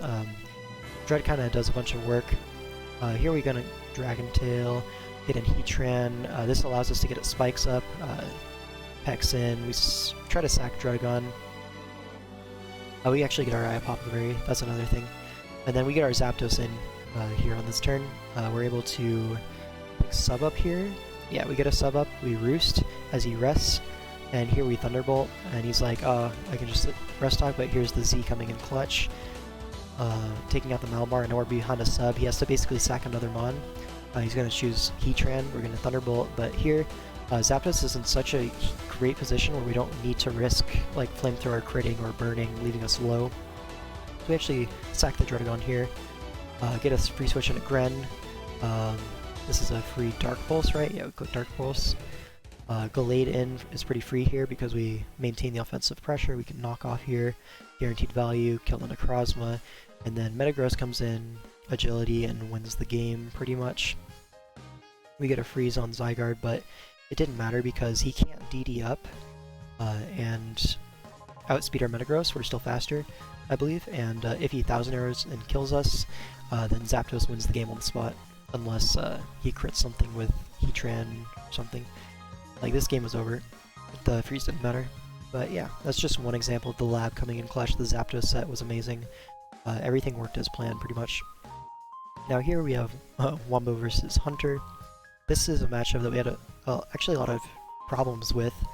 Hunter kept losing a lot of mocks to Autotomize Celesteela, and yeah, so we cooked up this team in the lab. It has some pretty cool techs that actually didn't get to be shown off, including Assurance, Mega Aerodactyl, which if you don't know what that is, Assurance is a 60 base power move where if your opponent takes damage before you move, then it does 120 base power, and it actually gets boosted by Tough Claws. So the idea is we hazard stack, and then Assurance actually works with hazard. So if he switches in on a hazard with Milotic, he has to, which is his main switch in to Aerodactyl, he has to take a base 120 Tough Claws boosted attack into a Stone Edge, which will kill most Milotics after hazards. We have SD Rockium Lando to prevent Celesteela from setting up for free on it. It's also just really nice in general. We have a Clef, I forget, Spikes Roserade, Psywave Rocks Toxic, I think, Bronzong, and then Scarf Infernape because it outspeeds +2 Steela. So we're going to see the prep coming in clutch. Bronzong Spadef eats up the Latios hit, gets a Toxic on the Crook. Lando comes in, eats the foul play. I think that's Blackless. Right now it was Rocks on Lando, not Bronzong. Anyways, he pursues, Lando's dead. Infernape's in for U-turn on the Lottie.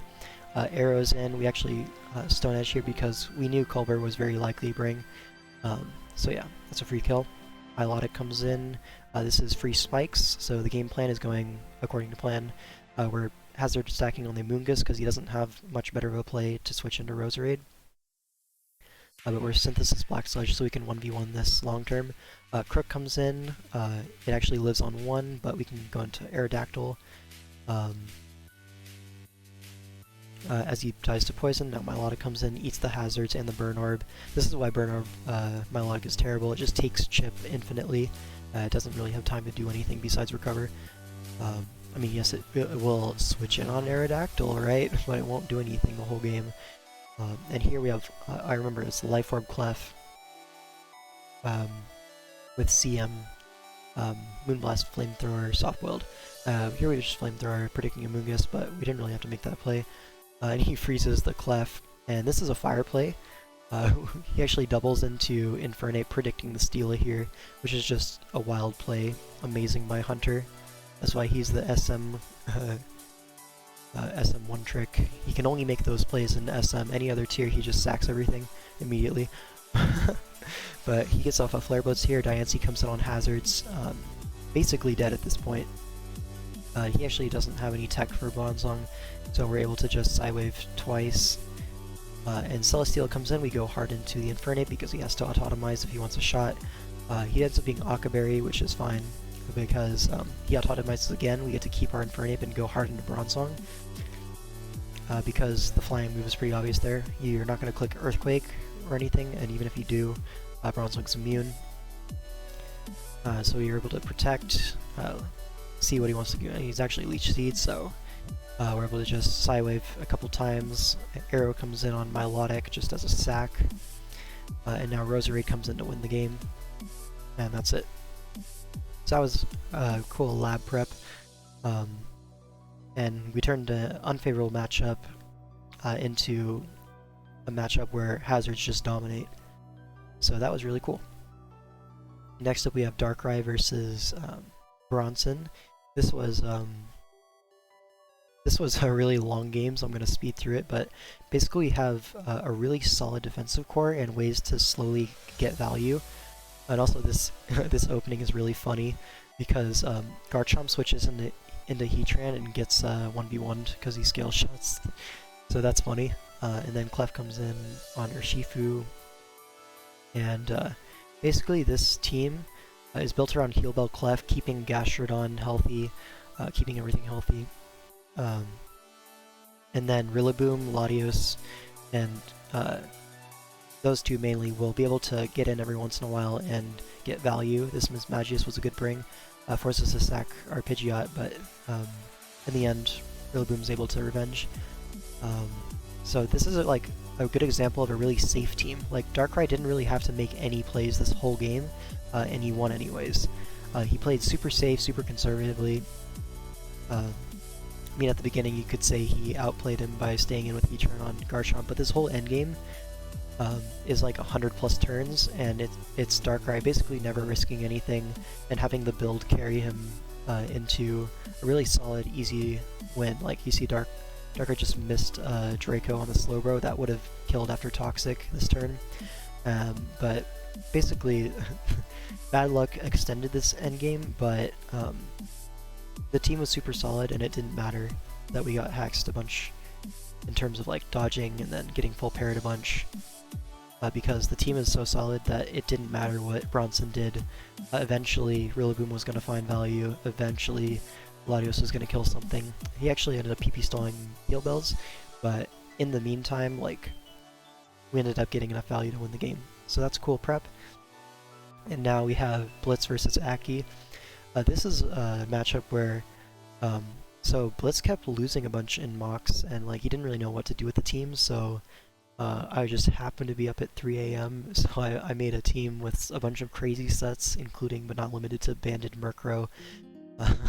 Obviously that didn't make the final cut, but we ended up with this team, which is a hybrid of a bunch of heat builds.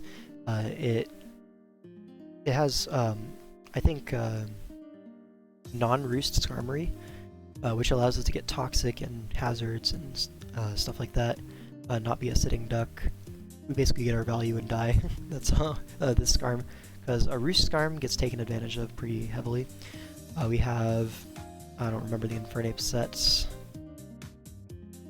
Might have been Scarf for DD Zardex. We have an offensive CM, I think CM Encore Alakazam, or no, CM Taunt. And then we have the patented L5 tech Endure Custap Flail Donphan, which is designed to 1v1 anything. Specifically, excuse me, the Thunders that he didn't bring, that 6-Otis, which was very nice of them to leave that on the bench. And then Banded Licky, which was from another build. Here Skarmory comes in. We don't really care about Skarmory this matchup, we just want to get stuff done and sack it, basically. So he lets us get Rocks and a Toxic on Zard, but he Toxic on the switch to Blastoise. I don't remember if we're running speed on Skarm, but we Rocks as he spins, or if he's running minus speed Blastoise to be slower than Skarm and get the slow spin off. Either way, good on them. We get Rocks up, because again, the life on Skarm is not worth anything, we don't want the Rocks up. The whole idea behind this team is getting Hazards up, hitting things with Banded Licky, sweeping endgame with CM Alakazam. Basically, super offensive. And then here he gets Blastoise in for one last spin, we get up a Spike, and now we're basically going to sack Skarmory for Rocks. Metagross comes in, we get our Hazards up though and the spinner's dead. Donphan's in, we can just Earthquake here, pretty safe. Shaman comes in, reveals to be offensive I think from that damage. We can get Roserade in, or Pataya Berry, but unfortunately he hits us with the Psychic on the switch, so we sack. But now Licky comes in. We crit the Shaman, which is, it would have died anyways, but it obfuscates our set, so he doesn't know that we're banded, he can't go Metagross immediately, so he has to go Charizard. And we end up killing this too, so 2-for-1 special with Licky because of that crit. Obviously nice, and then now he brings in Metagross to revenge, because we're locked in return, but the damage has been done. Infernape comes in, threatens it out, forces him out into Fisk, fishing for the static para, but we doubled a Zam, and here there's a taunt to prevent the T-Wave, which was already revealed, and now we can see him up, and basically win the game, right? So, Psychic Shadow Ball, this will Bullet Punch but die to Shadow Ball, and now this will almost die to Shadow Ball, but he gets the Roar off, which is cool prep, but Donphan comes in, we can Earthquake spam. He actually ends up Calm Minding, and here we go back into Zam, because after Softball we can taunt, because he can't really afford to attack there, because Infernape will clean up if he takes the Shadow Ball and kills us. So taunt there was a good play. He Psychics here, and now you're going to see the tech in action. Endure. he's taunted, he can only click Psychic, and then Flail from Adamant Donphan is able to kill me from that range, guaranteed, so awesome. I have quite a few replays here. This is this is just a funny game. I didn't really help build this, but I thought it'd be funny to include anyways. This is explosion spam. Basically, there's 3 explosions and they all hit. So we have Custap, Sturdy, Lead, Rocks, Explosion, Golem. They end up being Sash, Lead, Gren, but they don't get up spikes, which is pretty huge. We're able to reveal Scarf Trend here and kill it. Swampert comes in, etc. We have Energy Ball, we missed Draco, which is pretty big, but it's okay, because we have 3 explosions, how could we possibly lose? Volt Switch there on the full para. Now Skuntank in. We're actually Scarf Skuntank and we crit the explosion to prevent the sub, which is really good for us. If we didn't crit, we would have had to go Clefable there and Moonblast, which honestly isn't that bad considering our set. But here we're given the option to go Pidgeot to Revenge, which will kill because the Rotom's already weakened. And now he can go into Victini since he lives and he can threaten the T-Wave, but now we have Latios. Draco Meteor would be a threat, but we click Psychic and then Draco. Scissor's low. We end up revealing Mystical Fire, which even at -2 will not allow him to roost on us. So he's forced to attack, keep the Scizor low. Now Clefable's in, and we can Cosmic Power. We're 2 attacks here, so we can just Flamethrower on the Scizor. I believe it's a Life Orb as well. Get parried, but here all we need to do is not get parried excessively, and Clefable wins the game here. He actually encores us into Soft Boiled, so we're forced to switch out here into Scarf Tran. We can Flash Cannon here. It doesn't 2k the Roam because it's specially defensive boots, but now Clefable comes in and wins the game pretty much on the spot. Goes Moonblast Moment. It ends up being Rest Rotom, which is able to stall the Clef, but Heatran's able to win the game. And then boom on the last one to reveal the 3rd explosion. It was, yeah, hilarious, right? And now this is Darkrai versus Beardy. This is semifinals. If you remember, we had this matchup before. Actually, you wouldn't remember, but we did have this matchup before. Darkrai's the one who played it. And we had a previous match versus Whiskash Gang where I was using this team, Victini versus Vaporeon, and I had sub roleplay, but I never actually revealed it during the game. So here we had Darkrai use the same set but with boots over Muscle Band because Vaporeon is not likely to be max physically defensive because it needs some special defense bulk for Diancie potentially and Hydreigon. So we didn't need the boosting item and stuff, and boots are really nice because another win con of this team is forcing Corviknight to roost and then getting Victini in to Recreate. That's one way of gaining value. We're actually Power Up Punch over Bolt Strike because we wall Victini, or we wall Vaporeon with Victini with roleplay, and Power Up Punch allows us to basically get 2 kills every time we're in, if we can get a free sub. So that's really cool. You're going to see it in action here. We have Electrode as the dedicated Gallade check. Rocky Helmet static. We don't get the static, but here. So we had Magic Coat because we know Nidoqueen is going to be a hazard of some kind and he's going to click it versus Electrode. We're actually also Taunt, and I told him to click Magic Coat and then click Taunt because Beardy's going to be like, okay, in this situation, fine, you got the T-Spike up, that's clever, now we're just going to trade hazards because you can't Magic Coat forever. So the plan was to Taunt, but he chickened out. I mean, I get it, it's a playoffs game, lots of pressure, but it would have been goated. But we get him Araquanid, it's all good. Get the webs up, and this, another idea is webs is really good, and if he is forced to defog, then that's another turn of Victini, and that's our main way of generating value this team. So here, we actually go Crobat because I think we're Taunt, or something like that, and we can beat Corviknight, but yeah. So this game, I'm gonna go here, and here we get the playoff. We roleplay and flip turn heals this back up to full. We're behind a sub. We can Power Up Punch here, get +1.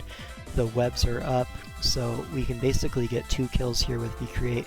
He actually gets the poison point because RHV moment, but you're going to see Hydreigon comes in.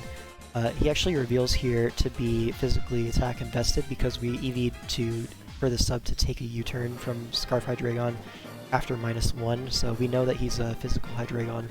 But we basically get our second kill here, and the tech worked out perfectly here. Spectre reveals boots, so Hydreigon is free wall. And the rest of the game's not that important. We end up winning this pretty convincingly. I'll let you see this turn here real quick. Or not this turn. So we taunt here as he U-turns. This happens. Here it is. So Hydreigon kills, and then we have Corviknight versus the world. There's no way that he can win, right? Right, guys? Well, he actually reveals Quick Claw, and all of our mons are super low at this point, or they're 4 times weak to Iron Head. So if he got 4 Quick Claws in a row, he would have swept, and we would have been in a tiebreak if all the other games went the same. But fortunately, that doesn't happen, and you can see sub roleplay Victini in full action. So yeah, and let's go. Oh, we're not done yet. We have 4 more replays to go through.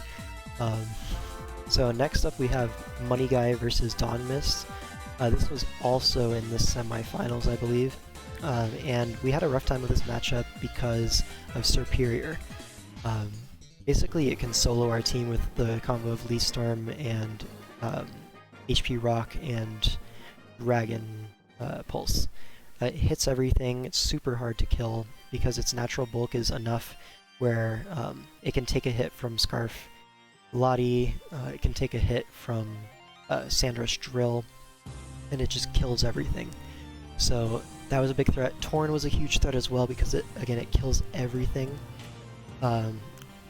Hydreigon is also a big threat, although less so because of, well, it kills everything, but it's slower than Torn, so it's not that bad. And then like Medicham is always a big threat, so we're forced to bring like physically defensive Dusclops. Anyways, I think Money Guy played this game really well, so we're gonna go over it. We're Chople T-Tar to prevent lead Tornadus from getting a kill immediately. We're able to get the Chople counter off. Most people would U-turn in this situation in Mox, but counter on the U-turn is also perfectly fine. We get huge chip on the likely Swampert coming in, and that's definitely worth it. So Tyranitar gets its tech off. Medicham comes in as Dusclops comes in as he Ice Punches, predicting the Latias, and then freezes us, so not good, but here he just is able to 2-hit KO with Psycho Cut. We would have gotten a free Wisp off, but that's okay because now Extral's coming in.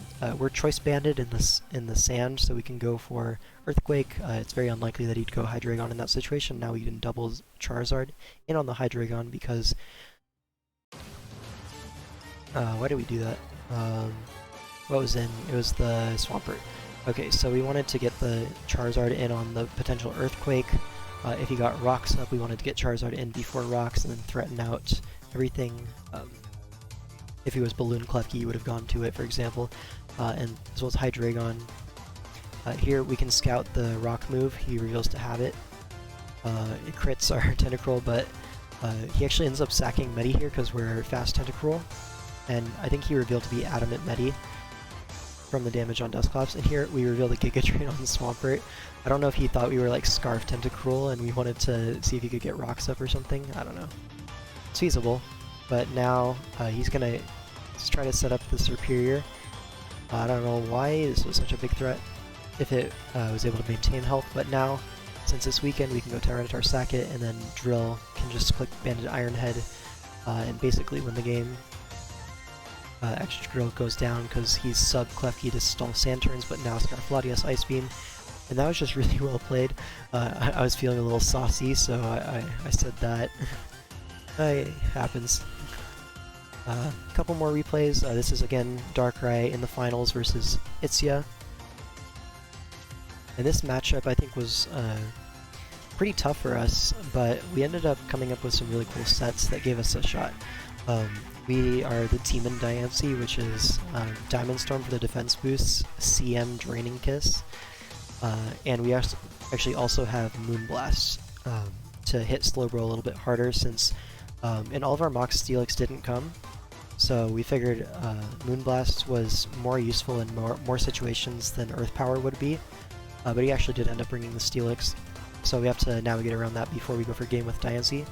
But it was doing really well in mocks, but then it was a little bit unreliable because Scarf Ironhead or Shifu is basically a lock versus our team. We don't have much counterplay versus Scarf or Shifu, as well as Spadef Slowbro.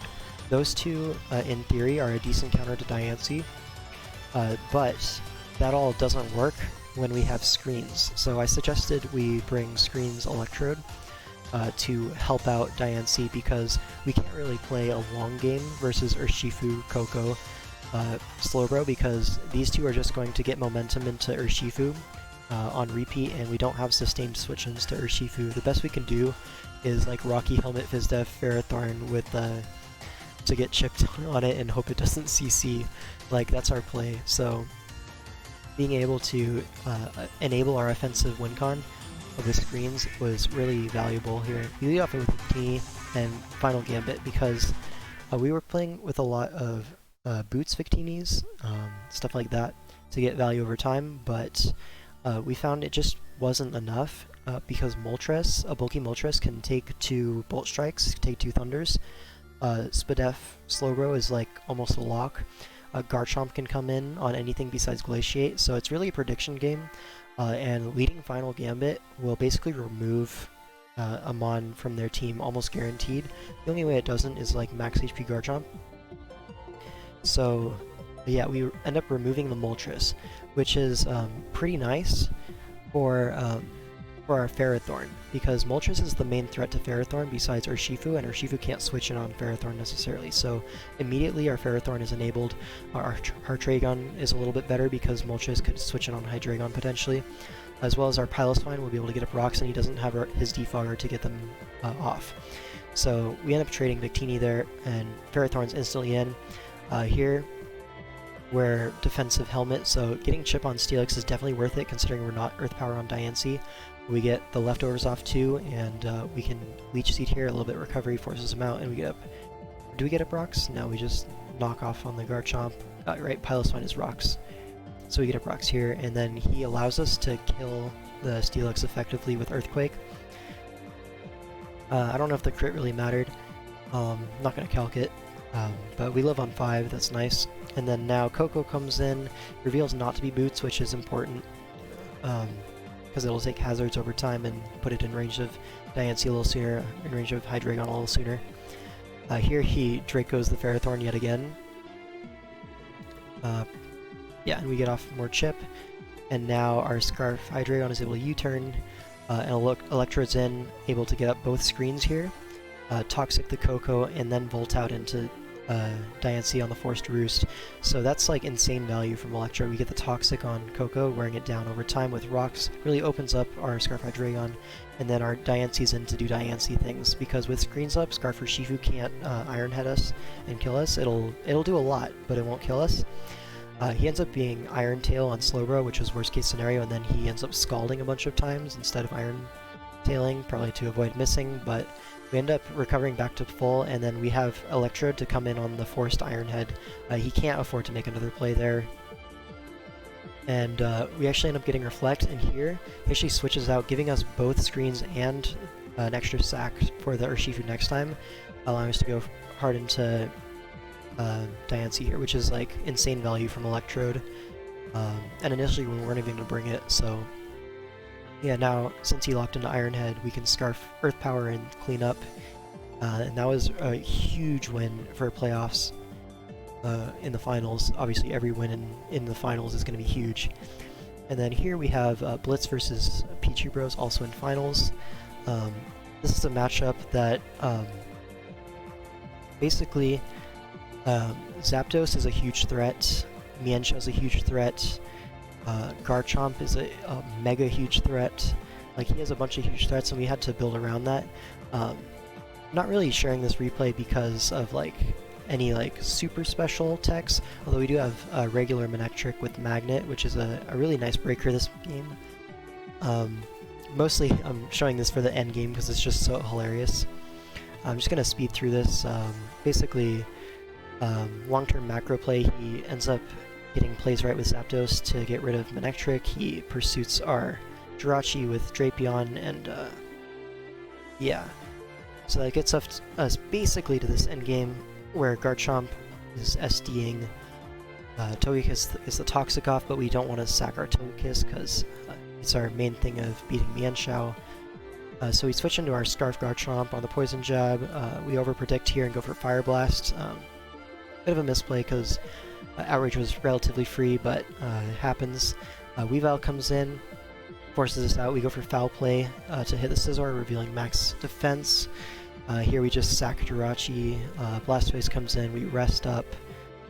He switches out into Garchomp as we pull a Scald. Pretty lucky, but now this is a pretty big misplay from the Pichu Bros revenging with Zapdos when he could have gone into anything else, because this gives room for counterplay, such as Weavile, and he actually hits the Pursuit on the switch with Black Glasses and kills the Zapdos, which was the only thing that was able to kill Togekiss. And now you're going to see Demon Togekiss is able to roost up on Scizor, kill it, roost up on Mienshao, avoiding poisons from Poison Jab, which is pretty lucky. And then is able to roost up on Starmie, so Togekiss putting in mad overtime and actually wins us the game in finals, so that was super hype. And now this is the last replay we're gonna go over. This is George versus Ravs. This was some really cool prep from Tangang. I know George, I think Sharky and Darkrai built the majority of this team. Maybe Venno was there as well. I know Blitz might have been there. I wasn't there to build that much with this team, but they did a great job building this. It features Sunny Day Hydreigon, which is really cool versus Rain. He has a really hard time keeping Rain up versus this thing. And as you can see, Hydreigon is no slouch on the offense here. It can chip down everything and avoid Rain being up, which is absolutely huge. He ends up being Rain Dance Swampert, but still the damage is done. He has to waste a turn doing that. We get a free Scald. Honestly, could have doubled out there predicting the Ferrothorn since it was so free, but it doesn't really matter because we get the Uxie on a miss anyways, so it's basically like we doubled. And now he switches out. We get up the free rocks. U-turn out, revealing the helmet into Scizor to scout the damage. Then we double into Nidoking because it's a safe play, and we get Nidoking in a favorable position. Now we can just Earth Power into Fire Blast, kill the Ferrothorn, and now Lottie's into Revenge, but we're Spadef Uxie. We can U-turn on this. By the way, this is why you always run Draco. It doesn't matter what Lottie said. Dragon Pulse sucks. And then we go into Coco. We Toxic because I actually suggested Toxic Coco after we lost to CM Lottie and Amok because we couldn't break it. So Toxic mitigates that problem. And it actually works out here. We end up Toxing the Grand Bull and we crit the Volt Switch, which is nice. Grand scheme of things probably didn't matter, but didn't matter that much. We get the Uxie under Earthquake and he dies to the Toxic. George time moment, and now Swampert comes in, but we're packing the Giga Drain. You know we got it on deck as he sets up the manual rain, but now we're out of range of Waterfall. We get our Aya Papa Berry and we get the second Giga Drain off. Here I think we definitely could have gone into Quagsire here, preserve the Uxie as a switch, or not a switch in, but a check to Golduck. But here, we just U-turn. It's okay. And now we go into Hydreigon, which keeps the Golduck out, which is the main thing threatening us. Now we get our Scizor in, but he's Z-Latios in Rain, that's going to kill us. And now Coco comes in, and we can basically pick up a kill with Dazzling Gleam. He sacks the Pelipper, good play. And now the Duck comes in, but we already know we got that Water Absorb Quag on deck. And because he's not Life Orb, HP Grass is not going to kill. Now if he was Life Orb, we would have to go into Hydreigon and risk Ice Beam crit / freeze. Or basically just switch around to stall Rain turns until Coco wins, because once Rain is ending, Coco just wins the game with 2 Dazzling Gleams, or Dazzling Gleam and T-Volt. I guess we're Volt Switch, but same thing. So we get Uxie in here actually, U-turn, Coco, we Dazzling Gleam into Golduck, but at this point there's not enough rain turns and Coco's going to win the game. So that is my overview of Tangang's entire run. And if we go to the standings, do I have something? That'll show it decently well. So we ended up 3rd seed, 4 and 3. Not the greatest record ever, but we definitely didn't want to be 1st seed because that's cursed, right? Really solid differential. You got your boy 3rd place in the standings. Would be tied 1st if I didn't lose to DD Mega Steelix, but happens to the best of us, right, guys? We had some really solid performances from Darkrai in particular. 5 and 1 from like 6K player. Absolutely carried us. You can't just rely on your higher priced players doing well. You have to have some low value people do well in DPL if you want to win a chip. That's exactly what happened here. All of our people were great. Even if people were not playing, they were all helping build, helping mock. Honestly, the team culture was amazing. Really enjoyed playing with Tangang, and that's all I really have to say. I've been talking for the past 3 hours. My voice is definitely feeling it. If you watched the whole thing, why? But also, thank you. Yeah, I'll see you guys whenever I do another video, because there seems to be like a good solid year between uploads, but yeah. If you enjoyed, leave a like, leave a comment. Yeah.